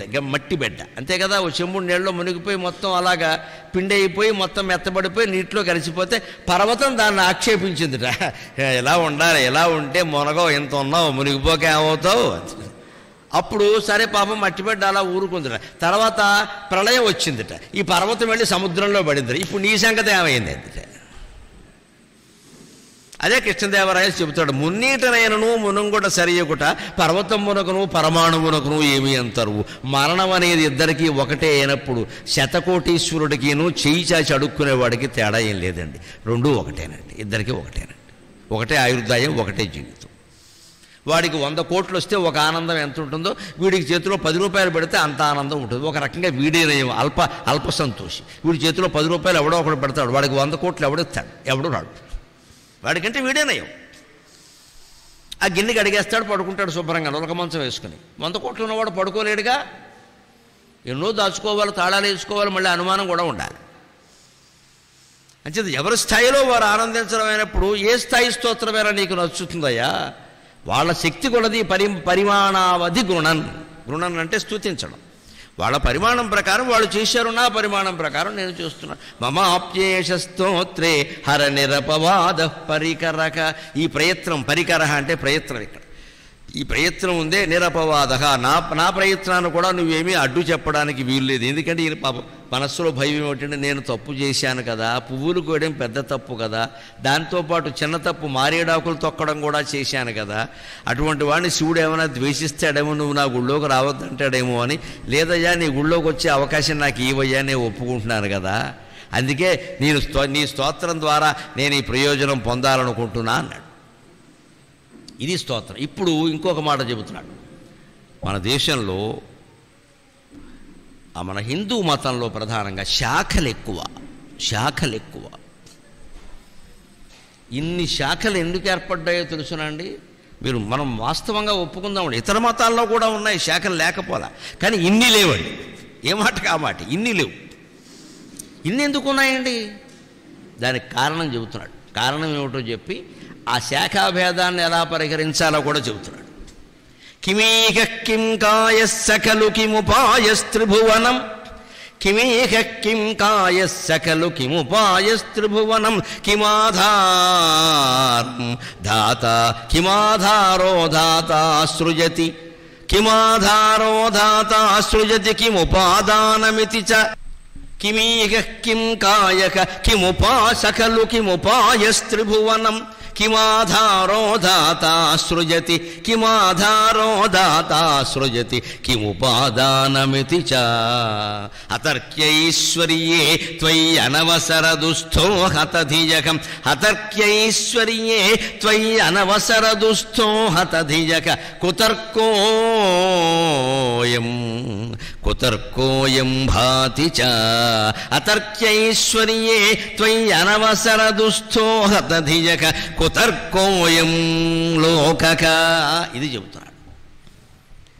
భగవంతుడు ఇన్ని రూపాలు ధరించినట్టుగా ఇన్ని శాఖలు హిందూ మతంలో ఎందుకు ఏర్పడ్డాయి అంటే చర్చ, తర్కం. కిమీకక అసలు సృష్టి ఎలా ఏర్పడింది అంటే అప్పట్లో వేదకాలంలో అందరూ అంగీకరించిన విషయం ఏంటంటే దీని వెనకాల ఒక అపూర్వ శక్తి ఉంది, లేకుండా ఇది సాధ్యం కాదు. వెంటనే ఓ ప్రశ్న వచ్చింది, ఎందుకు ఏర్పడిందండి, ఆయనకి ఏమిటండి పని ఇదంతా చేయడం? కిమీకక ఏం కోరిక? కిం కాయక ఏ రూపం ధరించి ఈ సృష్టి చేశాడు ఆయన? ఇదంతా తర్కమేక, మనకి ఇప్పటికీ అనుమానాలు ఇవన్నీ. సకలు కిం ఉపాయక ఏ ఉపాయంతో చేశాడు, ఏ కోరికతో చేశాడు, ఏ రూపం ధరించి చేశాడు, ఏ ఉపాయంతో చేశాడు? త్రిభువనం కిమాధారో ధాత సృజతి ఏం ఆధారంగా సృజించాడు? ఏదైనా ఒక వస్తువు ఇక్కడ ఉండాలంటే దాని కింద ఆధారం ఉండాలి, దాని కింద ఆధారం ఉండాలి. ఈ మొత్తం సృష్టి ఏమీ లేనప్పుడు ఉన్న ఆధారం ఏమిటి? దేని మించి ఇది ఏర్పడింది? చాలా పెద్ద ప్రశ్న ఇది, మామూలుది కాదు. అందుకే జాగ్రత్తగా అర్థం చేసుకోవాలి. అప్పుడు అసలు ప్రపంచంలో ఇన్ని మతాలు ఎందుకున్నాయి, ఒక మతంలో మళ్ళీ ఇన్ని శాఖలు ఎందుకున్నాయి అన్నీ అర్థమైపోతాయండి. మనస్సులు చాలా విశాలంగా హాయిగా ఉంటాయి. ఉన్న చోటే ఉన్న దేవుణ్ణి ఆరాధించుకుంటూ సుఖంగా ఉంటాం, తాత్పర్యం అది. కానీ దానికి ముందు మనం గ్రహించవలసిన తాత్పర్యం గ్రహించకపోతే అనుమానాలు పీడిస్తూనే ఉంటాయి. కిమాధారో ధాత సృజతి కిముపాదానమితి చ ఏది ఆధారంగా బ్రహ్మదేవుడి సృష్టి చేశాడు? బ్రహ్మదేవుడు చేశాడు అంటున్నారు కదా, ఏ ఆధారంగా చేశాడు? ఆయనకు ముందే ఉంది, ఆయనకు ముందు ఏమీ లేకపోతే ఎలా చేశాడు? దేని నుంచి చేశాడు? ఏవో బొమ్మ చేయాలన్నా మట్టి ఉండాలి కదా, మరి ఆ మట్టికి ఏమిటి మూలం? ఆ మూలానికి రూపం ఏమిటి? ఏ రూపము లేకపోతే ఈ రూపం ఉన్నది అందులోంచి ఎలా వచ్చింది? రూపం లేకపోతే రూపం లేనిది రాదు కదా, రూపం ఉన్నది రాదు కదా. ఒక మనిషిలోంచి మనిషి పుడతాడు, సింహంలోంచి సింహం పుడుతుంది, చెట్టులోంచి చెట్టు పుడుతుంది. ఏమీ లేకపోతే ఏమీ పుట్టదు కదా. అంటే సృష్టికి ముందు ఏదో ఉండాలి, అది ఏ రూపం? రూపమే లేకపోతే సృష్టి ఎలా ఏర్పడింది? సకలు కిముపాయస్త్రిభువనం కిమాధారో ధాత సృజతి కిముపాదానమిది చ. ఉపాదాన కారణం అంటే ఈ రాగి గ్లాసు తయారు చేయాలి అంటే రాగి అనే ముడిసెరకు ఉండాలా వద్దా? లోహం, అది ఉపాదాన కారణం. నిమిత్త కారణం ఎవరయ్యా? కార్మికుడు, లేదు రాగి గ్లాసు చేసే వృత్తి పనివాడు. ఆయన నైపుణ్యం లేకుండా గ్లాసు తయారవదు. ఆయన నైపుణ్యం ఎంతున్నా రాగి ఉండాలిగా, పదార్థం లేకుండా ఎలా వస్తుంది? అంచేత పదార్థం ఎప్పుడు ఉపాదాన కారణం, చేసేవాడు నిమిత్త కారణం. అంచేత భగవంతుడు ఈ సృష్టికి నిమిత్త కారణమా, ఉపాదాన కారణమా? పదార్థం తానే అయ్యి ముందు ఆ పదార్థం రూపంలో ఈ విశ్వం అనే పదార్థంగా వ్యాపించాడా, లేదు ఆయన పదార్థం కంటే విడిగా ఉండి కొమ్మరి మట్టి కంటే విడిగా ఉన్నట్టుగా ఆయన విడిగా ఉండి ఈ మట్టితో ఆయన ఏదో చక్రం తిప్పు చేసినట్టుగా ఇదంతా చేశాడు? ఈ పెద్ద సందేహం ఇది. దీని ప్రకారం బ్రహ్మాండమైన మతాలన్నీ ఏర్పడ్డాయి మన దేశంలోనే. ఇప్పటికీ వాళ్ళు ఆ సిద్ధాంతాలు వదిలిపెట్టలేదు. అవి తప్పో ఒప్పో తేలిపోయినా సరే వదిలిపెట్టరా, మా పూర్వం నుంచి వస్తుంది, మేము అదే పట్టుకుంటాం, దాన్నే మౌఢ్యం అంటారు. హేతువాదం, తర్కం లేకుండా భగవంతుడిని నిరూపించడం కూడా కష్టం. హేతువాదం ఉంటే నిరూపణ కాదంటారు, లేదు, భగవంతుడిని హేతువాదం ద్వారానే నిరూపణ చేయొచ్చు, హేతువాదం లేకపోతే నిరూపణ చేయలే. భగవంతుడు అంటే అయోమయం ఏం కాదు ఇక్కడ. దానికి తర్కంలో గెడుతున్నాడండి. ఎంత పండితుడు ఇతను. అతర్క్యైశ్వర్యే త్వయి అనవసర దుస్థో హతధియక. అనవసరంగా ఈ మూఢబుద్ధులు, మేధావులు, మత ప్రవక్తలు అందరూ కలిసి దీన్ని చికాకు చేసి పారేశారు అన్నట్టు. హతధియక, వీళ్ళ బుద్ధి మాడిపోను. హతధియక అంటే అర్థం అది, వీళ్ళ బుద్ధి బూడిది గాను. ఎందుకు ఈ చర్చ? పనిలేక. త్వయి అనవసర దుస్థక. అసలు ఒక మహాశక్తి దీనికి ముందు ఉంది అన్న తర్వాత ఆ శక్తిని మనసులో స్మరిస్తే సరిపోయిందిగా. అది ఏ శక్తో, అది ఏ రూపం ముందు ధరించిందో, తర్వాత ఏ రూపం ధరించిందో ఇదంతా తేలాలా? తేలుతుందా? ఎప్పటికైనా తేలుతుందా ఇది? ఇవాళ విజ్ఞానం మీరు భౌతిక విజ్ఞానం, మానసిక విజ్ఞానం మీరు గమనించండి. ఎంతో ఎంతో అభివృద్ధి చెందింది విజ్ఞాన శాస్త్రం. ఆర్టిఫిషియల్ ఇంటెలిజెన్స్ వస్తుంది త్వరలో మన కొంప ముంచడానికి, కృత్రిమ మేధ. ఇప్పుడు దాంట్లో అప్పుడే డిగ్రీ కోర్సులు ప్రారంభమైపోయాయి. ఇప్పుడు వెంటనే అది వస్తుంటే ఎలాన్ మాస్క్ అని అంతరిక్ష యాత్రలకి ఏర్పాటు చేస్తున్నటువంటి సహస్ర కోటీశ్వరుడు, ఆయన శతకోటీశ్వరుడు కాదు, ఎన్ని కోట్లు ఉన్నాయో ఆయనకే తెలియదు, ఆయన చేస్తున్నాడు పాపం అంతరిక్షం. ఆయన ఏంటంటే కృత్రిమ మేధతో ప్రమాదం ఉంది కాబట్టి దానికి యాంటీగా ఇంకోటి నిలబెట్టాలని మొదలెట్టాడు. ఏమైనా సరే మనిషి మనస్సు, మనిషి మెదడులోనే ఈ సృష్టి ఆధారపడి ఉండాలి తప్ప యంత్రం మీద ఆధారపడద్దు. యంత్రం మీద ఆధారపడితే ప్రమాదాలు జరుగుతాయి. అందుకని యంత్రం కృత్రిమ మేధ కంటే ఎక్కువగా మానవ మేధలో ఏముందో తెలుసుకుని దాన్ని డెవలప్ చేయవలసిందని ఆయన చేస్తున్నాడు. అంచేత ఈ విజ్ఞాన ఘోష కూడా, ఈ విజ్ఞాన పరిశోధన కూడా ఓ పట్టాన తెమిలే వ్యవహారం కాదు. ఓదాని తర్వాత ఒకటి, ఓదాని తర్వాత ఒకటి, ఓదాని తర్వాత ఒకటి కనిపెడుతూనే ఉంటారు. డార్విన్ గారు జీవ పరిణామ సిద్ధాంతం కనిపెట్టారని అందరికీ తెలుసున్నదే కదా. 3 రోజుల క్రితం పత్రికలో చదివాను నేను. డార్విన్ సిద్ధాంతం మొత్తం ఫలానా ఆయనకి కాపీ అని వచ్చింది. ఇప్పటికి బయటపడింది అది. ఇప్పుడు తర్వాత ఇంకో 10 రోజులు పోయాక ఏం జరుగుతుంది? ఈ ఫలానా ఆయన బాబత్ ఇంకెవడికో కాపీ అని వస్తుంది. ఇంకో 10 ఏళ్ళు అయ్యాక ఈ డార్విన్ కనిపెట్టింది మొత్తం అబద్ధం అని వస్తుంది. జరుగుతూనే ఉంటాయి అలాగా. ఎందుకంటే సృష్టి అనంతం. ఈ పరిశోధనకి తెమిలే విషయం కాదు ఇది. ఖచ్చితంగా ఒక శక్తి ఉంది, లేకుండా సాధ్యం కాదు. ఆ శక్తి ఏ రూపంలోనైనా ఉండని, ఎలాగైనా ఉండని. ఉంది అనేది ఖాయం కదా. దాన్నే మనస్సులో నిరంతరం స్మరిస్తూ ఉంటే ఆ శక్తి మనలోంచే బయటకు వస్తుంది, ఎక్కడికి రాదు. ఇంకా మనలోంచే వస్తుంది. అంతటా వ్యాపించి ఉన్న శక్తే ఏ పనే చేయగలదు. ఒక చోట ఉండి ఇంకో చోట లేనిది ఏదీ చేయలేదు, అందరికీ తెలుసు. ఒక చోట ఉండి ఇంకో చోట లేనివాడు భగవంతుడు కాలేడు. భగవంతుడు అని మనం చెప్పాలి అంటే ఏ మతం, ఏ ప్రవక్త ఎన్ని సిద్ధాంతాలు చెప్పినా నిరూపణ చేయాలంటే 3 శక్తులు ఉండాలి ఖచ్చితంగా. సర్వజ్ఞత్వం, సర్వవ్యాపకత్వం, సర్వశక్తిమత్వం.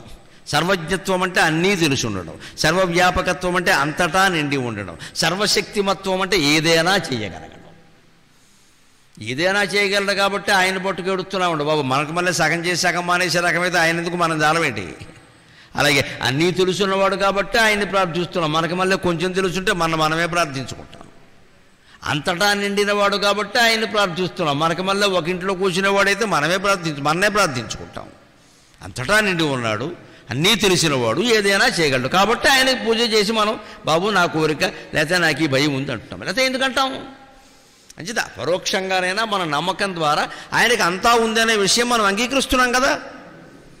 అంచేత అతర్క్యైశ్వర్యే, అతర్కం తర్కిస్తే దొరికేది కాదు ఇది అనేది వదిలిపెట్టేయకుండా త్వయి అనవసర దుస్థో హతధియక.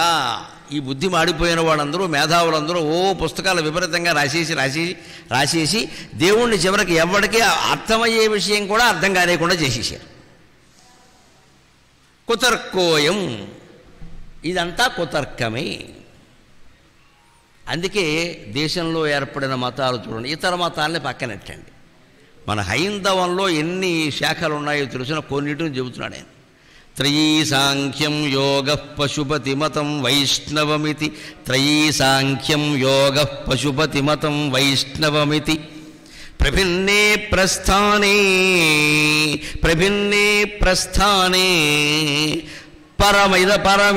పరమిదమదఃపథ్యమితి చ. ప్రభిన్నే ప్రస్థానే పరమిదమదఃపథ్యమితి చ.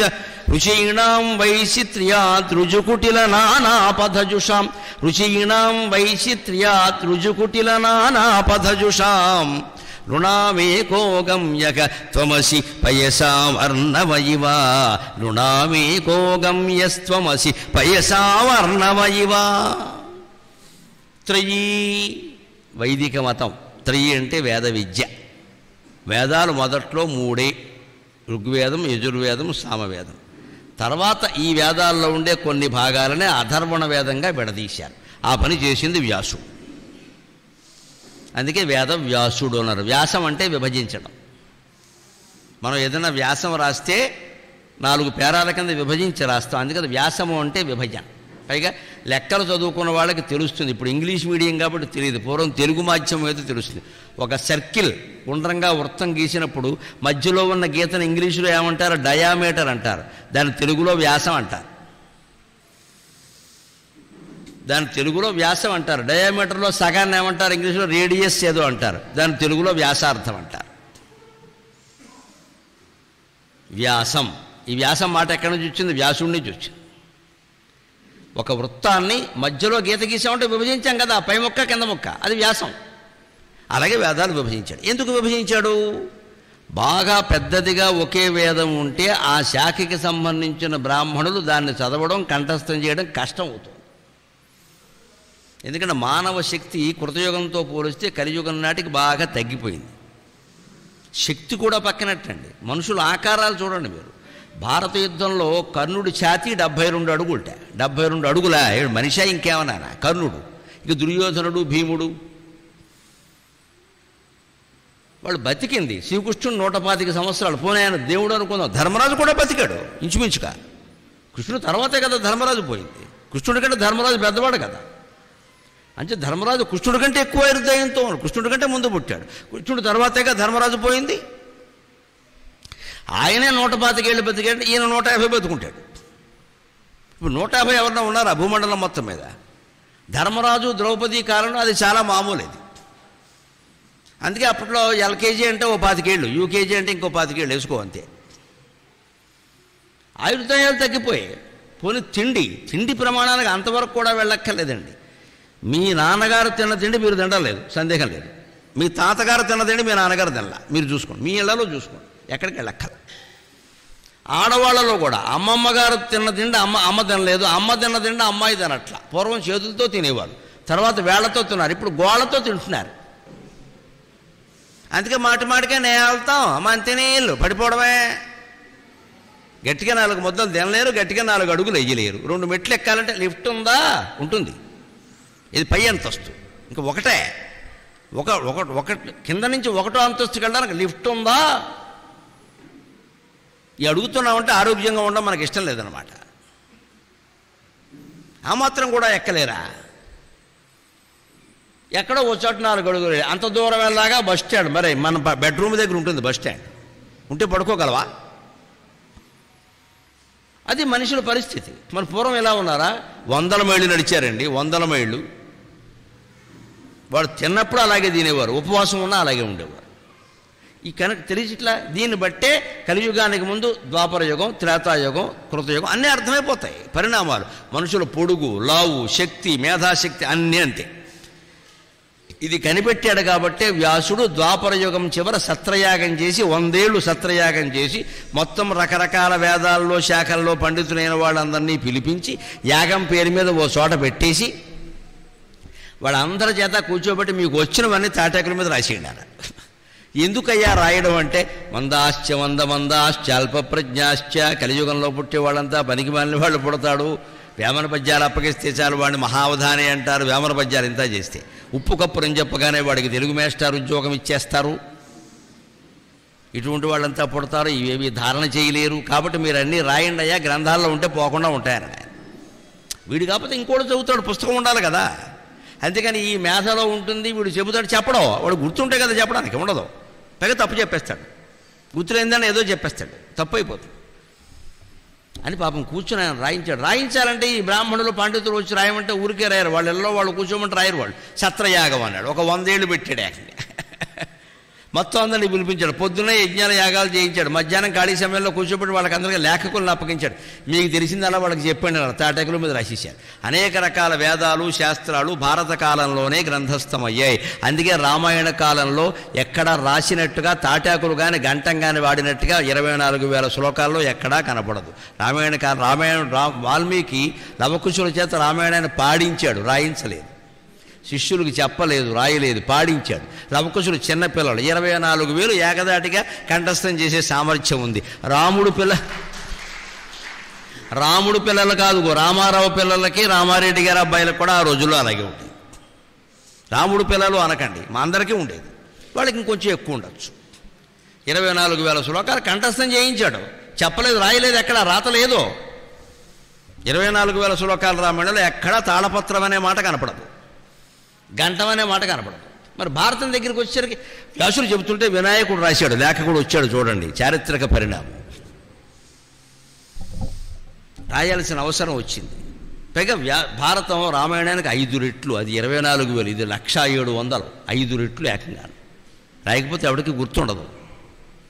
ఈ మధ్యన గీతా ప్రెస్, గోరఖ్పూర్ గీతా ప్రెస్ వాళ్ళు మొత్తం 1,00,000 శ్లోకాల భారతాన్ని తాత్పర్యాలతో సహా వేసేశారు. కొనుక్కుని చదువుకోండి, ఇంట్లో పెట్టుకుని హాయిగా. భారతం చదివితే కష్టాలు వస్తే దిక్కుమాలని నమ్మకాలు అంటారు. బట్టి అవన్నీ వదిలే, భారతం చదివితే కష్టాలు తీరతాయి. ఏ కష్టాన్ని ఎలా ఎదుర్కోవాలో తెలుస్తుంది. గ్రంథం చదివేటప్పుడు ఎప్పుడు తెలివితేటంతో చదవాలి, కానీ అది చదివితే ఇది వస్తుంది, ఇది చదివితే అది వస్తుంది, ఏమీ రాదు. చదువుతుంటే నిద్ర వస్తుంది.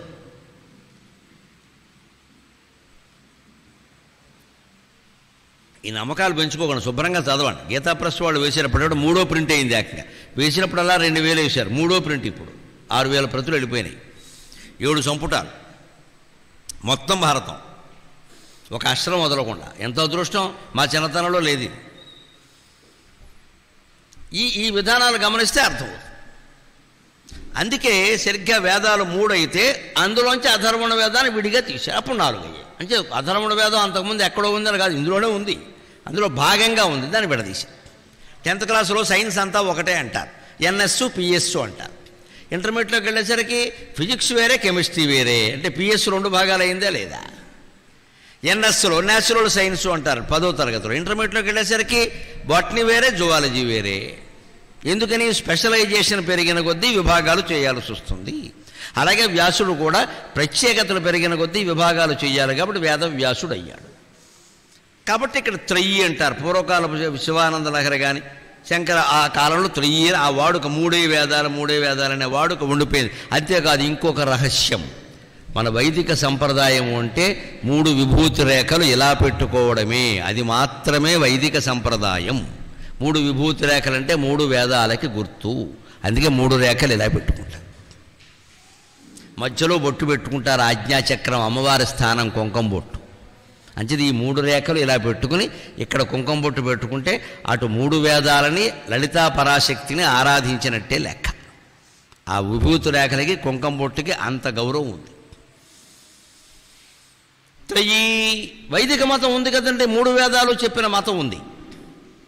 కానీ విచిత్రం ఏమిటంటే అందులో ఎక్కడ మరోలా అనుకోవద్దు, నేను ఉన్న విషయం చెబుతున్న శ్లోకానికి వ్యాఖ్యానంగా చెప్పాలి కాబట్టి. శివుడే ప్రధాన దైవం, విష్ణువే ప్రధాన దైవం, ఇంద్రుడే ప్రధాన దైవం, అగ్నే ప్రధాన దైవం అని ఎక్కడా లేదు. ఒక పరాశక్తి ఉంది, అపూర్వమైన శక్తి ఉంది. అది అనేక రకాలుగా విభక్తమైంది లోకాన్ని పాలించడం కోసం. అంతేకాదు, ఎక్కడో ఉండడం కదా, నీ కంట్లో ఉన్నాయి 7 శక్తులు అన్నాడు. నీ కంట్లో, ప్రతి మనిషి కంట్లో 7 దేవతలు ఉన్నారని చెప్పింది వేదం. తమేతా సప్త అక్షితయ ఉపతిష్టంతే తద్యాయమా అక్షన్ లోహిన్యో రాజయస్తాభిః తద్యాయమా అక్షన్ లోహిన్యో రాజయస్తాభిః రుద్రో అన్వాయత్తక అధయా ఇమా అక్షన్ అయనగుం రుద్రో అన్వాయత్తక అధయా ఇమా అక్షన్ అక్షన్ ఆపస్తాభిః పర్జన్యక యా కనీనికాతయా ఆదిత్యక యత్కృష్ణం తేన అగ్నిః యచ్చుక్లం తేనేంద్రక అధరైనం వర్తన్యా పృథివ్యన్వాయత్త జౌర్తర్యా నాశ్యాన్నం క్షీయతే ఏవం వేద అని బృహదారణ్యకోపనిషత్తులు. నీ కంట్లో 7 దేవతా శక్తులు ఉన్నాయి, 7 దేవతల శక్తులు ఉన్నాయి, నువ్వు గమనించేవా? తమేతా సప్త అక్షితయ ఉపతిష్టంతే. ఏతా సప్త, ఈ దేవతా శక్తులు 7 అక్షితయ ఉపతిష్టంతే. నీ కంట్లో ఉన్నాయ్యా, కళ్ళజోడెట్టు కూర్చోవడం కాదు ఎంతసేపు అన్నాడు. ఎక్కడున్నాయ్యా? తద్యా ఇమా అక్షన్ లోహిన్యో రాజయస్తాభికి తాభిరేనగం రుద్రో అన్వాయత్తక. నీ కంట్లో ఎర్రటి జీరలు ఉన్నాయా లేదా? అవి రుద్రుడు అన్నారు. రుద్రుడు ఎర్రగా ఉంటాడు, కోపం. ఆ ఎర్ర జీర రుద్రుడు కంట్లోనే ఉన్నాడు, ప్రతి జీవిలో ఉన్నాడు. అందుకే దేవుడు శరీరంలో ఉన్నాడు అన్నారు. అంతేకాదు, తద్యా ఇమా అక్షన్ యక్షన్ ఆప పర్జన్యక. కంట్లోంచి నీళ్లు వస్తున్నాయా లేదా? వరుణుడు నీ కంట్లో ఉన్నాడు, పర్జన్య. యా కనీనికాతయా ఆదిత్యక. జ్యోతి, కంటి జ్యోతి ఉందా లేదా? చూపు కనపడుతోంది కదా, వెలుగు, సూర్యుడు అనమాట. అదే సూర్యుడు. నీ శరీరం వరకు నీ కంట్లో జ్యోతి, సృష్టి అంతటికీ ఆకాశంలో జ్యోతి. తేడా ఏముంది? చిన్నది పెద్దది, చిన్నది పెద్దది. మన కంట్లో ఉన్న ఎర్రజీర రుద్రుని యొక్క సూక్ష్మ రూపం, కైలాసంలో ఉన్న రుద్రుడు స్థూల రూపం, పెద్ద రూపం. మన కంట్లో ఉన్న నీళ్లు వరుణ దేవతకి సూక్ష్మ రూపం. సృష్టి అంతా వ్యాపించిన వాన, సముద్రము, నీటి స్వరూపం ఏది ఉందో అది స్థూల రూపం. చిన్న పెద్ద, ఇది 100 గ్రాములు, అది 100 కేజీలు, అంతే తేడా. ఇప్పుడు నీ ఇంట్లో, నీ ఒంట్లో ఉన్నాడు దేవుడు. ఇంట్లో కాదు, ఇంట్లో ఉన్నాడా బాబు? ఒంట్లో. మనం ఈ ఒళ్ళంతా మర్చిపోయి ఒళ్ళు పొగరెక్కిన వేషాలన్నీ వేసేసి దేవుడు ఎక్కడో ఉన్నాడని చెప్పేసి ఆయన కోసం ఈ నామం పెట్టాలా, ఈ నామం పెట్టాలా, మళ్ళీ ఈ నామంలో 10 రకాలు, ఈ నిలువు నామంలో 13 రకాలు, ఇన్ని రకాలు పెట్టుకు దెబ్బలు వేసి చచ్చిపోతున్నాడు.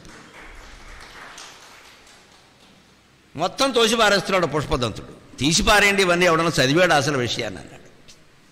యా కనీనికాతయా ఆదిత్యక. కంటిగుడ్లో చూపు ఎంత ప్రధానమండి, కాంతి. అదే కదండి ఇప్పుడు ఐలిబ్ అని చెప్పి ఐరిబ్ అని తీసుకుంటున్నారు కదండి. అదే సాక్ష్యం ప్రధానంగా. డిఎన్ఏ అందులోనే ఉంటుంది. ఇదివరకేమో వేలుముద్రలు నమ్మేవారు, లేదు రకరకాలుగా మాయలు అయిపోతున్నాయి. ఫోటోలు నమ్మేవారు, అమ్మో మార్ఫింగ్లు అయిపోతున్నాయి. పుట్టుమచ్చలు నమ్మేవారు, ఒక వయసు వచ్చాక పోతాయి. అందుకే పుట్టుమచ్చల ప్రకారం శాస్త్రం ఎవరైనా చెబితే గోమ్మే కొట్టి పంపేయండి, చెప్పొద్దని చెప్పండి. పుట్టుమచ్చలకి జీవితానికి సంబంధం లేదు. అవి ఒక వయసులో ఉంటాయి, తర్వాత పోతాయి. పుట్టుమచ్చలు ఎలాంటివి అంటే, మనం ఏ పరవానవో వండుతుంటే చూడండి, అందులో ఏలక్కాయలు వేసామనుకోండి, నల్ల నల్ల చుక్కలు అక్కడక్కడ ఉంటాయి. అలాగే మన శరీర నిర్మాణంలో నల్ల చుక్కలు, ఎర్ర చుక్కలు ఉంటాయి అంతే. దానికి మన జీవితానికి సంబంధం లేదు. వాటిని బట్టి జాతకాలు చెప్పకూడదు. ఇదంతా మాయే. అసలు మొత్తం దేవతా విభాగమే మాయ అంటుంటే, పుట్టుమచ్చలోనూ చిలక జాతకాలు మరీ మాయ, మాయలో మాయ, పెద్ద మాయ.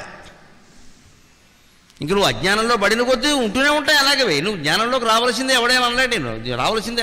ఉంటే ప్రతివాడు ఆడుకుంటాడు నీ జీవితంతో, ప్రతివాడు ఆడుకుంటాడు. ఆ జ్ఞానమే ఇక్కడ బోధిస్తున్నాడు. ముగ్గురయ్యారు. యా కనీనికాతయా ఆదిత్య యత్ కృష్ణం తేన అగ్ని. కంటిలో నల్లగుడ్డు ఉంది చూడండి, నలుపు రంగు, అది అగ్నిస్వరూపం. అగ్ని ముదిరిన కొద్దీ ఎరుపు మారి నలుపుగా మారుతుంది, పొగ. అందుకని యత్ కృష్ణం తేన అగ్ని యత్ శుక్లం తేన ఇంద్రహ. తెల్లటి కంటి పాప ఉందే, తెల్లటి కనిగుడ్డు, అది ఇంద్రుడు. ఇంద్రహ అనేది అదే. ఇంకా విచిత్రం. అథయా ఉత్తరయా ఏనకం పృథివ్యన్వాయత్త. అధరయేనం వర్తన్య పృథివ్యన్వాయత్త. కంటికి కింది రెప్ప, అది భూమి. జౌరుత్తరయా పైరప్ప, ఆకాశం. ఇప్పుడు మొత్తం భూమి ఆకాశాలు, రుద్రుడు, ఇంద్రుడు, సూర్యుడు, వరుణుడు మన కంట్లో ఉన్నారండి. ఎక్కడికి ఎందుకంటే వెళ్ళడం అర్థం చూసి కూడా సరిపోయి. అలాగని కంటి మీద నీళ్లు పోసేసి కంట్లో పసుపు వేసేసారనుకో, ఉన్న కళ్ళు పోతాయి. మన అజ్ఞానం అదే. దేవుడు ఎక్కడైనా ఉన్నాడు అనగానే ముందు పసుపు పట్లం పట్టుకు తయారవుతాడు వీడు. ఇదే అజ్ఞానం. నీ కంట్లో దేవుడు ఉన్నాడంటే అర్థం ఏమిటో చెప్పనా? అసలు రహస్యం, కంటిలోంచి కళ ఎలా వస్తుందో దేవుడి నుంచి ఈ సృష్టి అలాగే వచ్చింది అని అర్థం.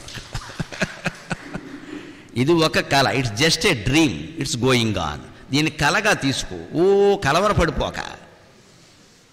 నేను ఎవరో మన పద్మశ్రీ వచ్చిన తర్వాత ప్రకటించాక ఇంటర్వ్యూలో అడిగారు, మీ లైఫ్ డ్రీమ్ ఏమిటండి అని అడిగారు. పిచ్చి ప్రశ్న లేకు, ఎవరిని ఏం అడగాలో తెలుసుకోమని చెప్పాను. మీ లైఫ్ డ్రీమ్ ఏమిటమ్మా? My life it self is a dream అన్నాను నేను. లైఫ్ ఏ డ్రీము, మళ్ళీ లైఫ్ డ్రీమ్ ఏమిటి? ఓ కలగండం, అది సాధించాక అండం, అది సాధించలేకపోతే ఏడవడం. ఉంటే వేదాంతం చేస్తుంది దేనికంటే పని లేక.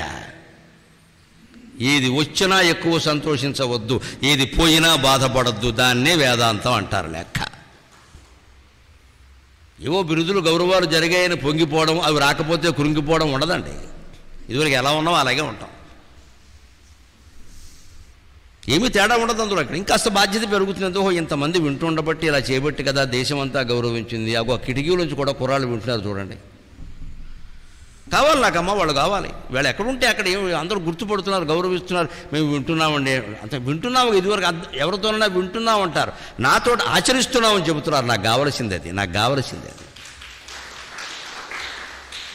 ఆచరించినా ఆచరించకపోయినా ముందు నోట మాట ఆచరిస్తున్నామని వస్తే ఇవాళ కాకపోతే రేపైనా ఆచరిస్తాడు. ఎందుకంటే 10 సార్లు అబద్ధం ఆడతాడు, నాతో 11వ ఆడలేడు. గురువుగారితో చెప్పాం ఆచరించాలి కదా అని వాడి మనస్సు వాడిని హెచ్చరిస్తుంది. మనసు ముందు మాట కోసమైనా చెప్పాలి ఆ మాట. విన్నామండి చాలా బాగున్నాయి, ఇంకా మీరు చెప్తే ఇంకేంటి చెప్పేది, ఇక్కడ ఎంతకాలం చెప్పమంటావు, అలా చెప్తూ ఉంటే నువ్వు వింటూ ఉంటావు అంతేనా. అందుకే నేను చెబుతున్నా, చెప్పేది వినాలి, రికార్డు చేయొద్దు. మన జీవితాలే శాశ్వతం కాదు, ఈ రికార్డింగ్లు శాశ్వతం కాదు. అందరి కోసం ఇక్కడ ఒకటి అవుతుంది చాలు, అది ఇంకేం అక్కర్లేదు. అది ఉండాలనే కదా చాలు. ఎవరి మటుకు వాడు ఊరికే విషయాలు ప్రచారం చేయడం ముఖ్యంగా, ఆచరించకుండా ప్రచారం ఎలా చేస్తారండి బుద్ధి లేకుండా. ఏదో గొప్ప మాట వాడు దొరకగానే ముందు ఒక 100 మందికి పంపేయి, వీడు ఆచరించడు దాన్ని. వాళ్ళు అంతే, వాళ్ళు ఇంకో 100 మందికి పంపిస్తారు. 10,000 మందికి తెలిసింది, ఎవడూ చేయలేదు. ఇక్కడ దేశం అలాగే ఉంది. దేశంలో మార్పు రావాలంటే ముందు మనలో మార్పు రావాలండి. ఇప్పుడు గమనించండి, కంట్లో సమస్త దేవతలు ఉన్నారని వేదం ఎందుకు చెప్పింది అంటే, కంట్లోంచి చూపు ఎలా వచ్చిందయ్యా, చూసిన ప్రపంచమే కదా రాత్రిని కళ్ళకు వస్తుంది, చూడండి ఏం రాదండి, దానికి సంబంధించినవే వస్తాయి. అలాగ భగవంతుడి నుంచి ఈ సృష్టి ఏర్పడింది. ఇది ఒక కళ. దీనికోసం మళ్ళీ దేవుళ్ళని, రకరకాల రూపాలని, ఆ రూపాలకి తగిన నామాలని, ఆ నామాల్లో మళ్ళీ భేదాలని ఇంత కొట్టుకుంటున్నాము అంటే అహంకారం బాగా ఎక్కువైపోయింది. నేను నమ్మిందే, నేను పెట్టిందే, నేను చెప్పిందే. ఇప్పుడు త్రయీ సాంఖ్యం, ఇప్పుడు ఈ వేద విద్య మొత్తం ఇలా చెబితే దాన్ని ఏం చేశారు, పట్టుకెళ్ళి సాంఖ్యం, కపిల మహర్షి పుట్టాడు. ఆయన సాంఖ్యం అనే సిద్ధాంతం పెట్టాడు. భగవంతుడి నుంచి ఉన్నది ఉన్నట్టుగా ఎలా వచ్చేస్తుంది సృష్టి, దానికంటే ముందు కొన్ని పదార్థాలు ఉండాలి కదా అని 24 పదార్థాలు పెట్టాడు ఆయన. ఆయన ఊహ అయింది, ఆయన ఆలోచన అయింది. భారతీయ వేదాంత శాస్త్రవేత్తలో కపిల మహర్షి చాలా గొప్పవాడు. అది ఆయన హేతువాద పద్ధతిని మనం కాదని అనలేం. ఏమిటా 24 అంటే పంచభూతాలు, పంచ తన్మాత్రలు, పంచ కర్మేంద్రియాలు, పంచ జ్ఞానేంద్రియాలు, మనోబుద్ధి చిత్త అహంకారాలు 24 అన్నాడు. ఇవన్నీ మళ్ళీ దేనికి అని పెడితే మూలాలకు వెళ్ళాల్సిందే, ఏదో ఒకటి ఉండాలి అక్కడ. మరి ఈ 24 దేని నుంచి ఏర్పడ్డాయి అంటే, భగవంతుడు నిర్వికల్పుడు కదా, ఆయన నిర్గుణుడు కదా, ఏమీ చేయడానికి వీలు లేదు కదా, అందుకని ప్రధానమని ఒకటి పుట్టింది, ఆ ప్రధానం నుంచి ఇవన్నీ పుట్టాయన్నాడు. అంచేత ఆ ప్రధానమే దేవుడు అనుకుంటే సరిపోయింది కదా, మరి ముందుది ఎందుకు అన్నారు. అక్కడ ఆగిందే సిద్ధాంతం. వివేకానందుడు శుభ్రంగా తన ఉపన్యాసాల్లో కపిల మహర్షి గురించి ప్రశంసాపూర్వకంగా చెబుతూనే ఇదిగో ఇది ఇక్కడ ఆగిపోయింది అంటాడు. ఎందుకంటే దేవుడి నుంచి ఈ సృష్టి నేరుగా ఎలా ఏర్పడిందో మనకు అర్థం కాక మధ్యలో ఒక ఏజెంట్ను సృష్టించాం మనం. ఏజెంటే ప్రధానం. ఆ ఏజెంట్ అంత గొప్పవాడైనప్పుడు అసలు జంటే ఏమవుతాడు? ఆయన నుంచే వచ్చిందని ఎందుకు అంగీకరించలేకపోతున్నాం? కలగా ఉన్నటువంటి ఈ ప్రపంచంలో మనం కూడా ఒక భాగం అయిపోయాం, మనం కూడా కళలో ఉన్నాం. అందుకని ఇది కళ అని గ్రహించలేకపోతున్నాం. దానికి ప్రత్యక్ష ఉదాహరణ ఏమిటి అంటే, నిన్న రాత్రి మొన్న రాత్రి ప్రతి రాత్రి మనకందరికీ కళలు వస్తున్నాయి. ఆ కళలో మనం ఉన్నామా లేదా? మనం లేని కళ మనకి ఎప్పుడూ రాదండి. ఎవరైనా ఉంటే ఉండొచ్చు, ఉండకపోవచ్చు. కొంతమంది ఓ రోజు రావచ్చు, ఓ రోజు కళలోకి రాకపోవచ్చు. నువ్వు లేని కళ నీకు రాదయ్యా, నేను లేని కళ నాకు రాదు. ఏమీ సంబంధం లేకుండా కూడా కళలు వస్తాయి. ఎందుకు వస్తాయో నిన్న రాత్రి నాకు వచ్చిన కళకి నేను పొద్దున లేచి విమానం ఎక్కే వరకు ఆలోచిస్తూనే ఉన్నా, ఇంత భయంకరమైన కళ నాకెందుకు వచ్చింది. ఎవడో ఒక నేరస్తుట్ట పల్లెటూరులో ఏదో నేరం చేసేట, ఆయనకి శిక్ష వేసేట. ఏమిటి? సజీవ సమాధి. నిన్న రాత్రి 4 వచ్చిన కళ నాకు. లేచి కాసిన మంచినీళ్ళు తాగి ఒక పావుగంట పడుకుని లేచి తయారై వచ్చాను. సజీవ సమాధి. బతుకుండగానే ఆ గోతులో పెట్టి పుడి చేయడం. అతను బతుకుండగానే తీసుకొడుతున్నారట. పైగా ఆ మట్టి ఎవరయ్యాలట? భార్య వెయ్యాలట. ఆ ఇల్లాలు ఏడుస్తోంది. నేను ఆ పక్కన నుంచి ఇదేమిటి, ఇంతంత మౌఢ్యం ఏమిటి, ఈ శిక్షలు ఏమిటి, సజీవ సమాధి ఏమిటి, మనుషులు ఉండగా చంపేస్తారా, అలాగా భార్య చెయ్యాలా ఆ పని అంటుంటే వాళ్ళు ఏవో బ్యాండ్ మేళాలు మోగించేస్తున్నట్టు. అక్కడ తప్పుకోవయ్యా. మొత్తం మీద అతను తీసుకొడుతున్నాను, నేను ఏడుస్తున్నాను. ఇదేమిటిది, నా దేశం ఎలా ఉంది, నా దేశం ఇది ఈ మౌఢ్యం అంతా ఉంటే ఇదేం మతం, ఇదేమి దైవం, ఇది ఎప్పటి నుంచో వస్తున్న ఆచారం, ఇది వాడిని అలా వదలకూడదు అన్నారు. వాడిని వదలకపోతే నిజంగా అంత సజీవ సమాధి చేయవలసిన వాడైతే ఎవడో చేయాలి, కానీ భారీ చేయడం ఏమిటండి. నేను పొద్దున్న లేచాక ఎంత ఆలోచించినా ఈ కళ నాకు ఎందుకు వచ్చిందో అర్థం కాలేదు. నేను ఇలాంటివి ఏమి చెప్పను, ఇలాంటివి నేను ప్రత్యేకించి పనిగట్టుకుని వ్యతిరేకించింది లేదు, ఇది చెప్పి ఎందుకు వచ్చింది అంటే ఏమీ లేదు, అర్థం లేదు. ఇది ఏమవుతుందో తెలుసా, ఎందుకు వచ్చింది చెబుతున్నా ఊరికే, ఇదేదో గొప్ప కళ అనుకోకుండా మళ్ళీ నాకు వచ్చింది కాబట్టి. మనం ఈ కళలు అర్థం కావాలంటే ఓ ప్రయోగం చేయాలండి. ఇప్పుడు కొంచెం అర్థం కావడం కష్టమేది. పూర్వం ఒక ప్రయోగం చేయొచ్చు. ఒక అధికారి విదేశాలు వెళ్ళొచ్చాడు, ఒక 2 నెలలు లేడు, తర్వాత వచ్చాడు. అప్పట్లో ఈ ఫోన్ లేవు, స్మార్ట్ ఫోన్ కాదు, మామూలు ఫోన్ కూడా లేదు, ల్యాండ్ ఫోన్ ఉందో లేదో అది కూడా. బోల్డ్ ఉత్తరాలు వచ్చావు. ఇప్పుడు ఆ సెక్రటరీ వెంటనే ఉత్తరాలన్నీ ఆయన ముందు పెట్టాడు. ఇవన్నీ మీరు చూసిపోయారా అని, అబ్బాయి మీ పేరు మీద వచ్చేయండి, మేము ఎలా చూస్తాం, మీరు కొంచెం నిజంగా 200 ఉత్తరాలు ఉన్నాయి ఇవి కంపెనీకి. ఆయన కూర్చుని ఓ చెత్తపొట్టు పట్టుకురా అన్నాడు. ఆ చెత్తపొట్టు ఇక్కడ పెట్టాడు. సరే ఓ ఫైల్ పట్టుకురా అన్నాడు, ఫైల్ ఇక్కడ పెట్టాడు. ఓ ఉత్తరం తీశాడు, ఇది ఫైల్లో పెట్టాలి అనుకున్నాడు, ఫైల్ మీద పెట్టాడు. ఇది చూశాడు, దీనికి జవాబు రాయాలి అనుకున్నాడు, ఓ చోట పెట్టాడు. ఇంకోటి చూశాడు, దీన్ని చింపే ఇచ్చాం అనుకోండి, చింపేసి అందులో పారేశాడు. ఇలా మొత్తం 200 ఉత్తరాలని ఆయన ఒక 2-3 గంటల్లో చెత్తపొట్లో పారేశాడు. ఉత్తరాలు రాసి సమాధానాలు రాయవలసిన పక్కన పెట్టాడు. ఎందుకంటే ఆ సెక్రటరీని పిలవాలి, ఆయనకి టైప్ చేయాలి, చెప్పాలి.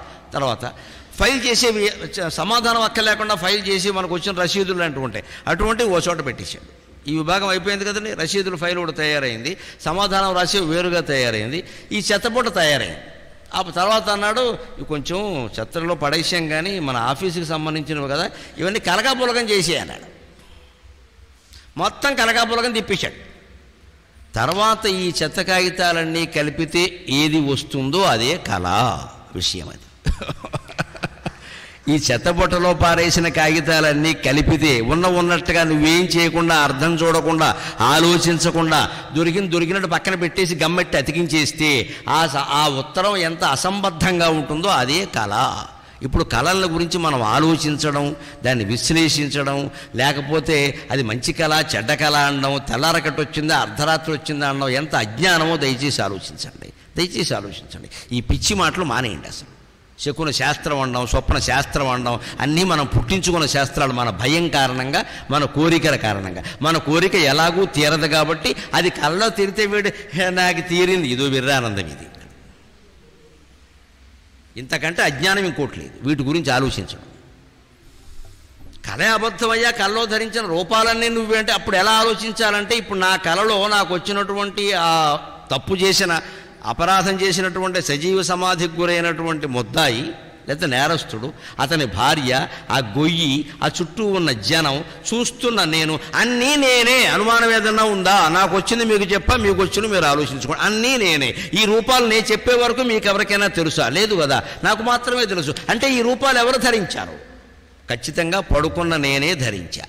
మరి నేను ఎంత ప్రవచనం చెప్పేవాడిని, నేమో అక్కడ నేరం చేయడం ఏమిటి, గొయ్యి అవ్వడం ఏమిటి, భార్య రూపంలో ఏడవడం ఏమిటి, ఆ పక్కన ఇంకొక రూపంలో ఎసేయండి ఇంకా చూస్తారేంటి అనడం ఏమిటి, ఇంకొక రూపంలో బ్యాండ్ మోగించడం ఏమిటి, ఇవన్నీ నేనే చేశాను కదండి. అనుమానం ఏదన్నా ఉందా? అలాగే శ్రీ మహావిష్ణువు క్షీరసాగరంలో శయనించి ఈ మొత్తం సమస్త చరాచర జీవరాశులుగా ఆయనే మారి, 84 లక్షల జీవరాశులుగా మారి సుఖదుఖాలన్నీ ఆయనే అనుభవిస్తూ, ఆయనే అజ్ఞానంలో ఉంటూ, ఆయనే మళ్ళీ జ్ఞానంలోకి వస్తూ, ఆయనే గురువుగా ప్రబోధిస్తూ, ఆయనే శిష్యుడుగా కూర్చుని వింటూ, ఆయనే భర్తగా, ఆయనే భార్యగా, ఆయనే చెట్టుగా, ఆయనే పుట్టుగా సమస్త జీవరాశుల స్వరూపాన్ని ధరించి ఒక కళ సాగిస్తున్నాడు, ఒక లీల సాగిస్తున్నాడు. అదే సృష్టి. ఒక జీవుడుగా మనం ప్రతిరోజు చేస్తున్న పని దేవుడు చేయలేడండి, అర్థం లేని విషయం. ఒక జీవుడుగా మనం చేస్తున్నాం కదా, దేవుడు చేయలేడా? ఆ సృష్టికి ముందున్న శక్తి మహావిష్ణువు అని ఊరికే ఒక పేరు చెప్పా, ఆ పేరు పెట్టకూడదు. కృష్ణమూర్తి గారు అక్కడ నచ్చుతున్నాడు, పేరు పెట్టకుండా కొంపలు అంటుకుంటాయట. పేరు పెట్టారంటే మహావిష్ణువు ఒక మతం, వెంటనే ఆయనకి చతుర్భుజాలు, పొడుగు నామాలు అన్నీ వచ్చేస్తాయి. ఇంకా అదే మతం, అదే గొప్పది. దాన్నే ఇక్కడ విమర్శిస్తున్నాడు స్పష్టంగా పుష్పదంతుడు ఈ స్తోత్రంలో. త్రయీ సాంఖ్యం పశుపతి మతం యోగశాస్త్రం కొంత అంటారు, పతంజలి యోగశాస్త్రం. ఆ యోగశాస్త్రంలో ఏముంటుంది? ఊపిరి నుంచే మొత్తం అంతా పుట్టింది, ఉచ్ఛ్వాస నిశ్వాస. ఊపిరి నుంచి మనస్సు ఏర్పడింది, మనస్సు నుంచి కలగా ఈ ప్రపంచం వచ్చింది. అంచేత నీ ఊపిరి శ్వాస మీద ధ్యాస పడితే నీకు అంతా తెలుస్తుంది అంటారు. అదో మతం, యోగ మార్గం. పశుపతి మతం శైవ మతం. శైవ మతం శివుడే ప్రధాన దైవం, శివుడే మూలం. శివుడు ఇలా కూర్చుని ఉన్నాడు, ఆయన కుడి భుజం నుంచి విష్ణువు పుట్టాడు, ఎడమ భుజం నుంచి బ్రహ్మ పుట్టాడు అని లింగ పురాణంలో ఉంటుంది. అది శైవ మతం. అందులో మళ్ళీ పాశుపత మతం, వీరభద్ర మతం, రకరకాలు ఉన్నాయి. వైష్ణవమితి లేదు, శివుడు మూలం కాదు, ఆయన శ్మశానంలో ఉంటాడు, ఆయన అసలు దేవుడే కాదు. విష్ణు భక్తుల్లో శివుడు ఒకడు, విష్ణువే మూలం, క్షీరసాగరంలో ఉంటాడు, లక్ష్మీదేవి ఉంటుంది అక్కడ, ఆయన నుంచే సమస్తం వచ్చాయి అండం వైష్ణవ మతం. మళ్ళీ ఆ వైష్ణవంలో 10 శాఖలు. వైఖానసం వేరు, శ్రీ వైష్ణవం వేరు, రకరకాలు వేరు, పంచరాత్రం వేరు. ఇన్నెందుకు వచ్చాయండి? మనం శివుడే దేవు అనుకుందాం శైవులు చెప్పిన ప్రకారం. మళ్ళీ 4 ఎందుకు వచ్చాయి? లింగాయతులు వేరు, వీరశైవులు వేరు, రకరకాలు ఉన్నాయండి. ఆరాధ్య శైవులు వేరు. ఆరాధ్య శైవులు బ్రాహ్మణులు, వేరే వాటిలో ఉంటారో ఉండరో నాకు తెలియదు, ఎక్కువగా బ్రాహ్మణుల్లో ఉంటారు. వాళ్ళు శైవాచారాలు పాటిస్తారు కానీ బ్రాహ్మణులు. వీరశైవం వేరు, వీరశైవం వేరు, లింగాయతులు వేరు. మెడలో శివలింగం ఉంటుంది ఖచ్చితంగా. వీరశైవులు జంగములు ఒకటే అంటారు, ఇంకేదైనా భేదం ఉందేమో నాకు తెలియదు. వీరభద్రం, వీరభద్ర ఆరాధన అన్ని కులాల్లో ఉంది, బ్రాహ్మణుల్లో ఉంది, అన్ని కులాల్లో ఉంది. వీరభద్రుడు మా కులదైవం అండి అంటారు. ఇంట్లో అందరికీ ఖచ్చితంగా వీరభద్ర లేదా వీర అనైనా పెడతారు, వీర అనైనా పెడతారు, వీరలక్ష్మి అని పెడతారు. అంటే వాళ్ళు వీరశైవ వీరభద్ర ఆరాధన ఉందన్నమాట. మామూలు లక్ష్మిని పెట్టరు, వీరలక్ష్మిని పెడతారు. ఉంది ఏదో రకంగా. ఇది శైవం, వైష్ణవం. పోనీ ఇంకోటి కూడా, పశుపతి మతం వైష్ణవమితి రుచీనాం వైచిత్ర్యాత్ రుజుకుటిల నానాజుషపదాం. ఇవన్నీ ఎలా పుట్టాయి అంటే ఈ రూపాలన్నీ, ఈ మతాలన్నీ మనిషికి ఆ పూర్వం అపూర్వం అనే శక్తి ఉంది, దానికో రూపం కల్పిస్తే తప్ప ఆరాధన చేయడం వీలు కాదు. కాబట్టి ఎవడికి ఇష్టమైన రూపాన్ని వాడు కల్పించుకున్నాడు, అంతకంటే ఏమీ లేదు అని చెప్పాడు స్పష్టంగా. నాకు శివుడు అంటే ఇష్టం, ఎందుకని ఆయనకి ఏదో వైరాగ్యం ఉంది, అలా కూర్చుంటాడు, అది నాకు ఇష్టం కాబట్టి నేను శివుడే దేవుడు అంటాను. నాకు విష్ణు అంటే ఇష్టం, మహాభోగాలు కావాలి. విష్ణు అంటే ఏమిటో మనం విష్ణుమూర్తి గుళ్ళో కూడా మీరు చూడండి, చక్కెర పొంగలి, దద్దోజనం, పులిహార. శివుడి గుళ్ళో ఏముండవు, కొబ్బరికాయ మొక్కే. ఆయనకి ఏం అక్కర్లేదు, మనకి ఏముండవు. విష్ణువుకి అన్నీ కావాలి, అందుకని అన్నీ ఉంటాయి. అంచేత భోగాలు కావలసిన వాడు విష్ణువే మూలం, వైష్ణవ మతం, భోగాలు ఉంటాయి శుభ్రంగా. ఏం అక్కర్లేదండి అన్నవాడు కొబ్బరికాయ మొక్క చాలు శివుడు అంటాడు. అసలు ప్రత్యక్ష దైవం సూర్యనారాయణుడు ఉండగా మీరేమిటండి ఇక్కడ సౌరమతం అంటాడు, అది కూడా ఉంది. అసలు అన్నిటికీ మూలం వినాయకుడుండి. గణానాం త్వా గణపతిం హవామహే కవిం కవీనాం ఉపమశ్రవస్తమం జ్యేష్ఠరాజం బ్రహ్మణాం బ్రహ్మణస్పద ఆనుశృణ్వన్నోతిభిశ్చీత సాధనం అని గణపతి అండి. గణపతి మూలం అంటాడు, గణాపత్య మతం అంటాడు. అన్నిటికీ మూలం సైన్స్ ప్రకారం ఎనర్జీ. ఎనర్జీ అంటే శక్తి, శక్తి అంటే అమ్మవారు, కాబట్టి శక్తి సమస్తానికి మూలం అంటాడు. మీరు చప్పట్లు కొట్టారు చూసారా, నిజంగా అదే మూలం, అదే నమ్మండి. నిజంగా అదే మూలం, నేను నమ్మేది అదే. శక్తి మూలం. ఆ శక్తికి స్త్రీ స్వరూప కల్పన చేశారు. ఎందుకంటే ఎనర్జీ ఎప్పుడు పాజిటివ్గా ఎంత ఉంటుందో నెగటివ్గా అంత ఉంటుంది. అందుకని శక్తి అమ్మవారు లలిత పరా భట్టారక ఈ సృష్టికి మొత్తం మూలం. బ్రహ్మ విష్ణు మహేశ్వరుల్ని ఆవిడే సృష్టించింది, వాళ్ళ భార్యలుగా ఆవిడే మారింది. ఎందుకంటే సృష్టి చేయాలంటే తెలివి ఉండాలి, తెలివి అంటే విద్య, అందుకే సరస్వతి. సృష్టి నడవాలంటే డబ్బులు ఉండాలి, డబ్బులు లేకుండా నడుస్తుంది ఏంటి, అందుకే లక్ష్మి.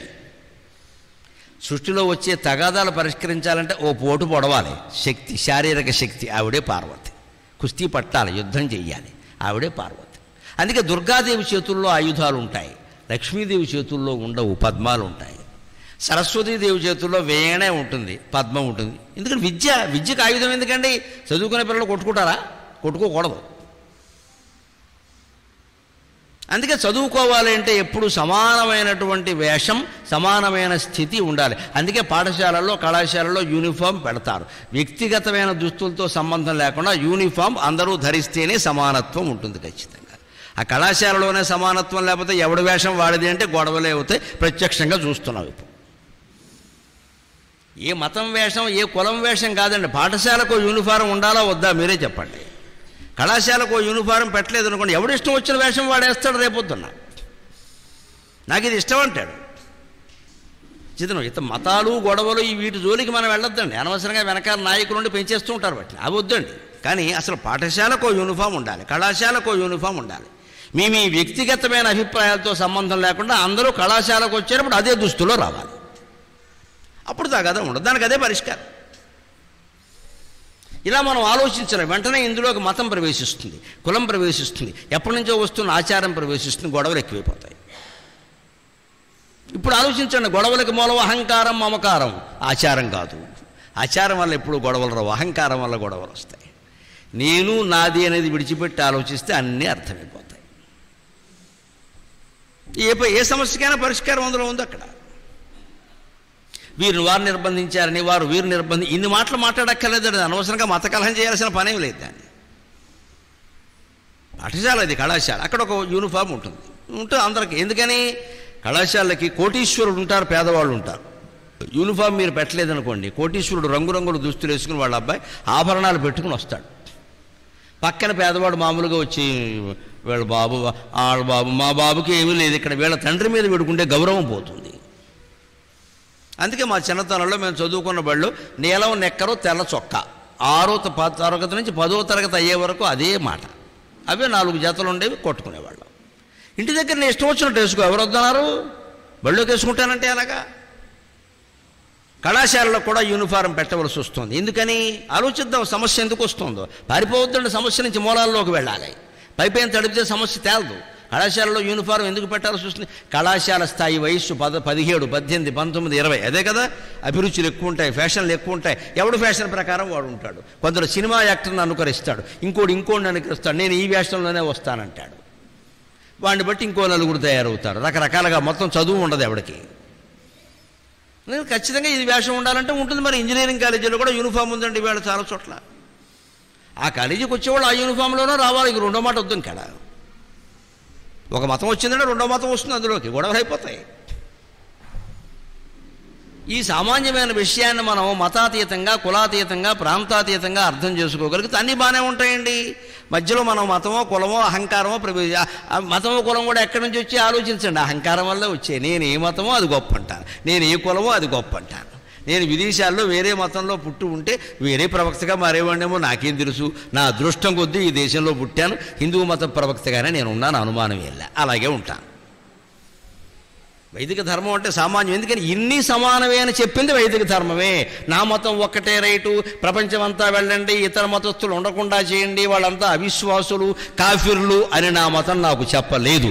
అన్నీ ఒక్కటే, అన్నీ ఒక్కటే అని చెప్పింది అద్వైతమే నా మతం, అద్వైతమే నా మతం. అన్నీ ఒక్కటే. నీ మతాన్ని నువ్వు ఆచరించు, వేరే దాన్ని గౌరవించు, అంతే. నువ్వు ఆచరించకు, వాళ్ళు ఆచరిస్తారు, గౌరవించు. అందుకే మత మార్పిడి అన్నదానికి ఎప్పుడు హిందూ అన్నవాడు పాటుపడ్డావు, వైదిక ధర్మం ఉన్నవాడు ఆ పని చెయ్యడు. ఎందుకని? ఇప్పుడు ఈ సృష్టి ఇలా కలగా ఏర్పడింది అన్నప్పుడు మీరు ఆలోచించండి. ఇతర మతస్థులు కూడా ఆ కళలో భాగమే కదా, మనము ఆ కళలో భాగమే కదా.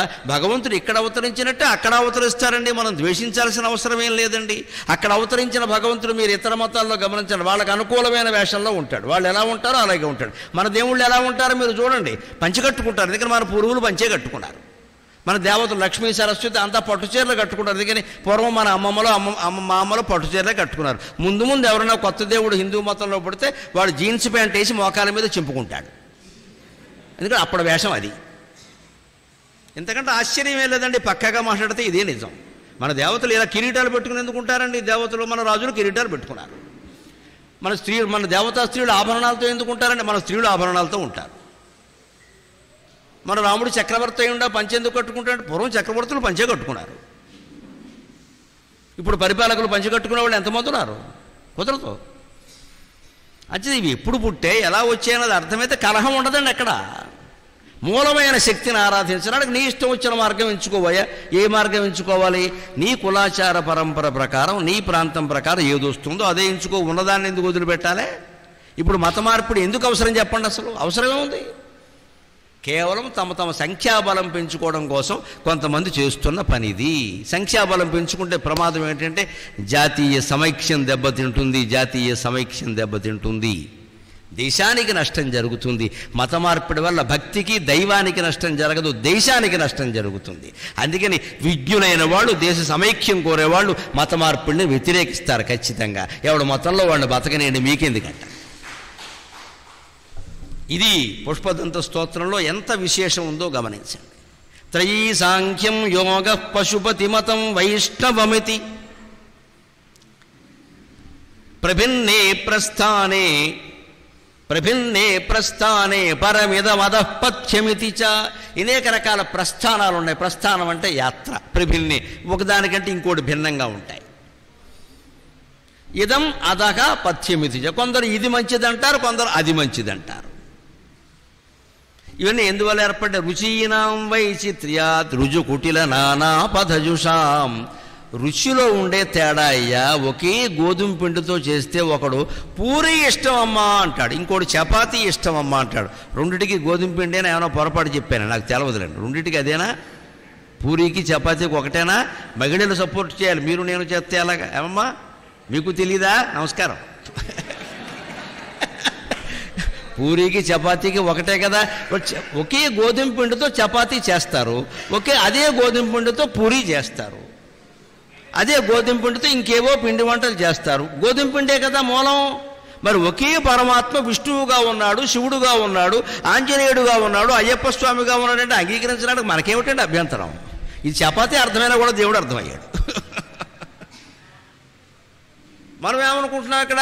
నేను చపాతీ తినాలి కాబట్టి అందరూ చపాతీ. పూరి తినడం దరిద్రం. నీకు నచ్చలేదని చెప్పలేదు, దరిద్రం అంటే ఏమిటి? నీకు నచ్చలేదు, వాడికి నచ్చింది. పూరి తినడం దరిద్రం అంటారు ఏంటండి? ఎలా అంటావు? అలాగే ఎవరి ఆరాధనని మనం ఆక్షేపించడానికి వీల్లేదు. రుచీనాం వైచ్యుత్ర్యాత్. రుచి అనేది ఇక్కడ సంస్కృతం మాట. మన తెలుగులో రుచి అంటే టేస్ట్, సంస్కృతంలో రుచి అంటే కాంతి. రుచిమంతము అంటే కాంతి అని. రుచీనాం వైచిత్ర్యాత్. ఆయా భక్తులు, ఆయా ఋషులు తపస్సు చేసినప్పుడు భగవంతుడు కనపడాలని ఆత్రం పడితే ఆ ఋషులకి, ఆ భక్తులకి, ఆ భగవంతుడు వాళ్ళకి ఏ రకమైన కాంతి రూపంలో కనిపించాడో ఆ రూపాన్ని వాళ్ళు స్థిరం చేశారు. మనకేమిటండి అభ్యంతరం? ఏ దేవాలయం ఉంటే ఆ దేవాలయానికి పెడతాం, ఆ రూపంలో దేవుణ్ణి ఆరాధిస్తున్నాం తప్ప హిందువులు ఎవరు 100 మంది దేవుళ్ళని ఆరాధించలేట్లేదండి. అజ్ఞానంతో మాట్లాడద్దు. ఒకే దేవుణ్ణి 100 రూపాల్లో ఆరాధిస్తాం, మనకి 1000 రూపాయల్లో ఆరాధిస్తాం. 100 పూలు వికసించని 1000 భావాలు వర్ధిల్లని. దానికి ఏమిటి? మూలం ఒక్కటే, అదే అద్వైతం.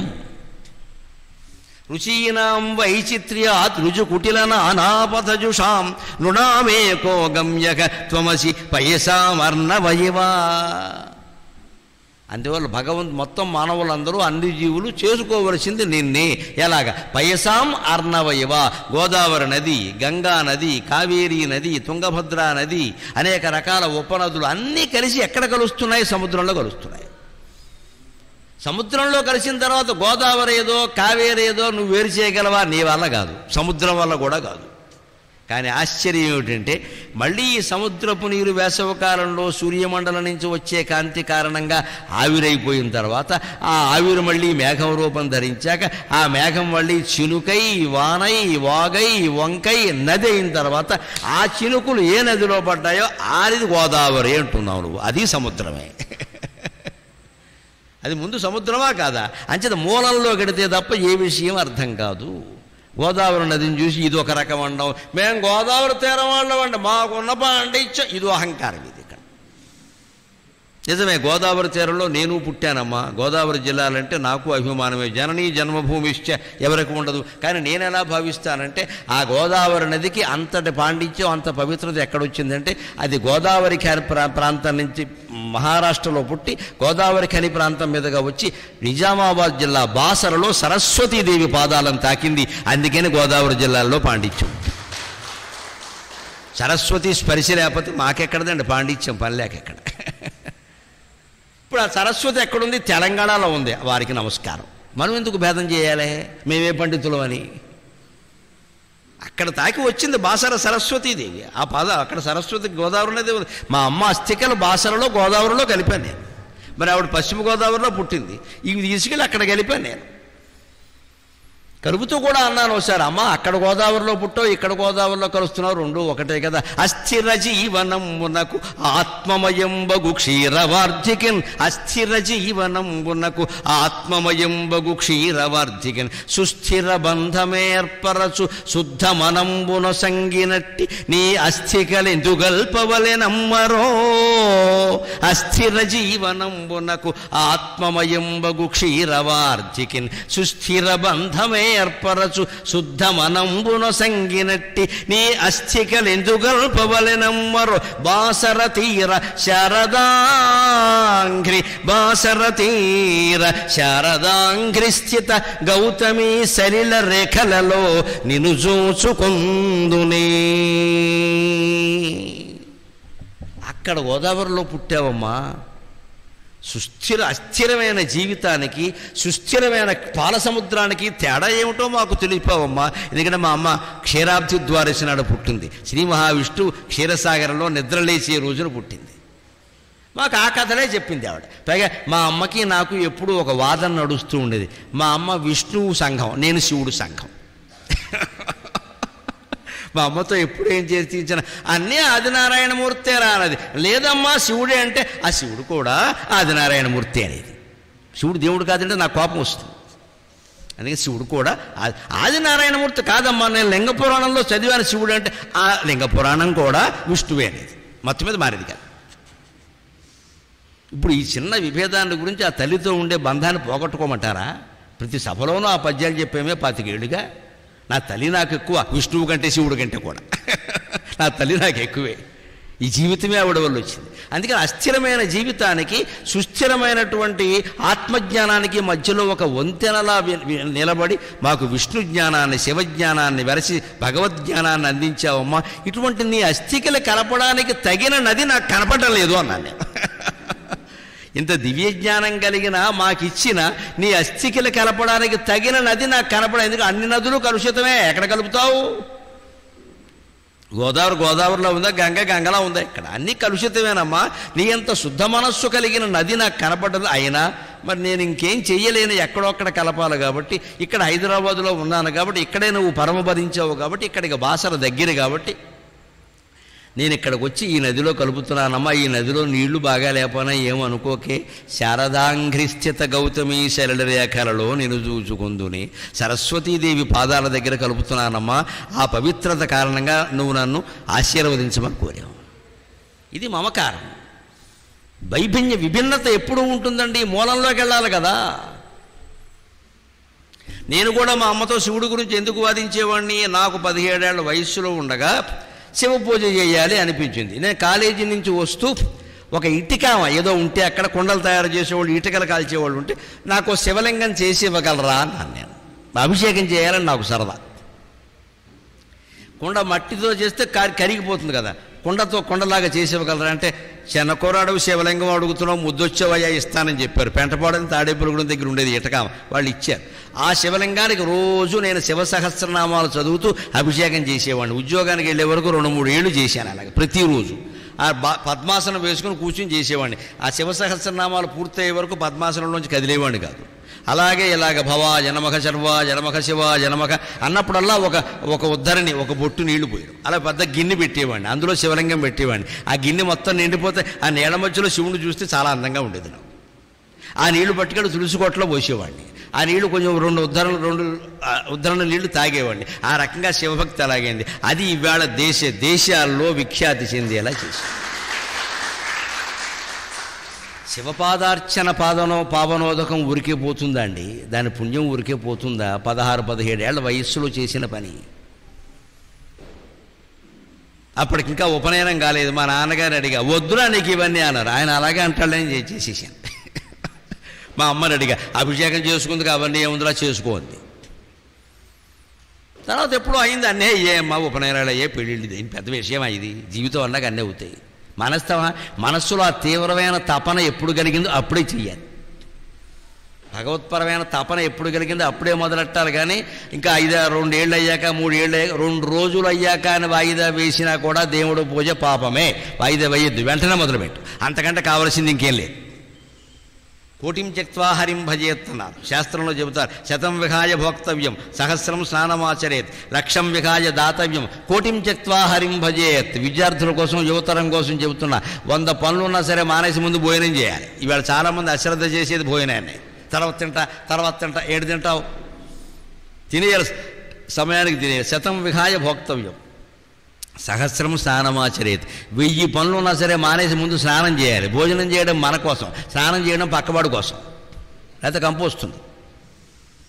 చెయ్యాలి. 1000 పనులు మానేసైనా స్నానం చేయాలి, 100 పనులు మానేసైనా భోజనం చేయాలి, 1000 పనులు మానేసైనా స్నానం చేయాలి. అంతేకాదు లక్షం విహాయ దాతవ్యం, 1,00,000 పనులు మానేసైనా సరే దానం ఇవ్వాలని అనిపిస్తే ఖర్చులు పెట్టుకుని వెళ్ళి ఇచ్చేయి. ఎందుకంటే రేపటికి ఆలోచన ఉంటుందని తెలియదు, అదే కాపాడుతుంది.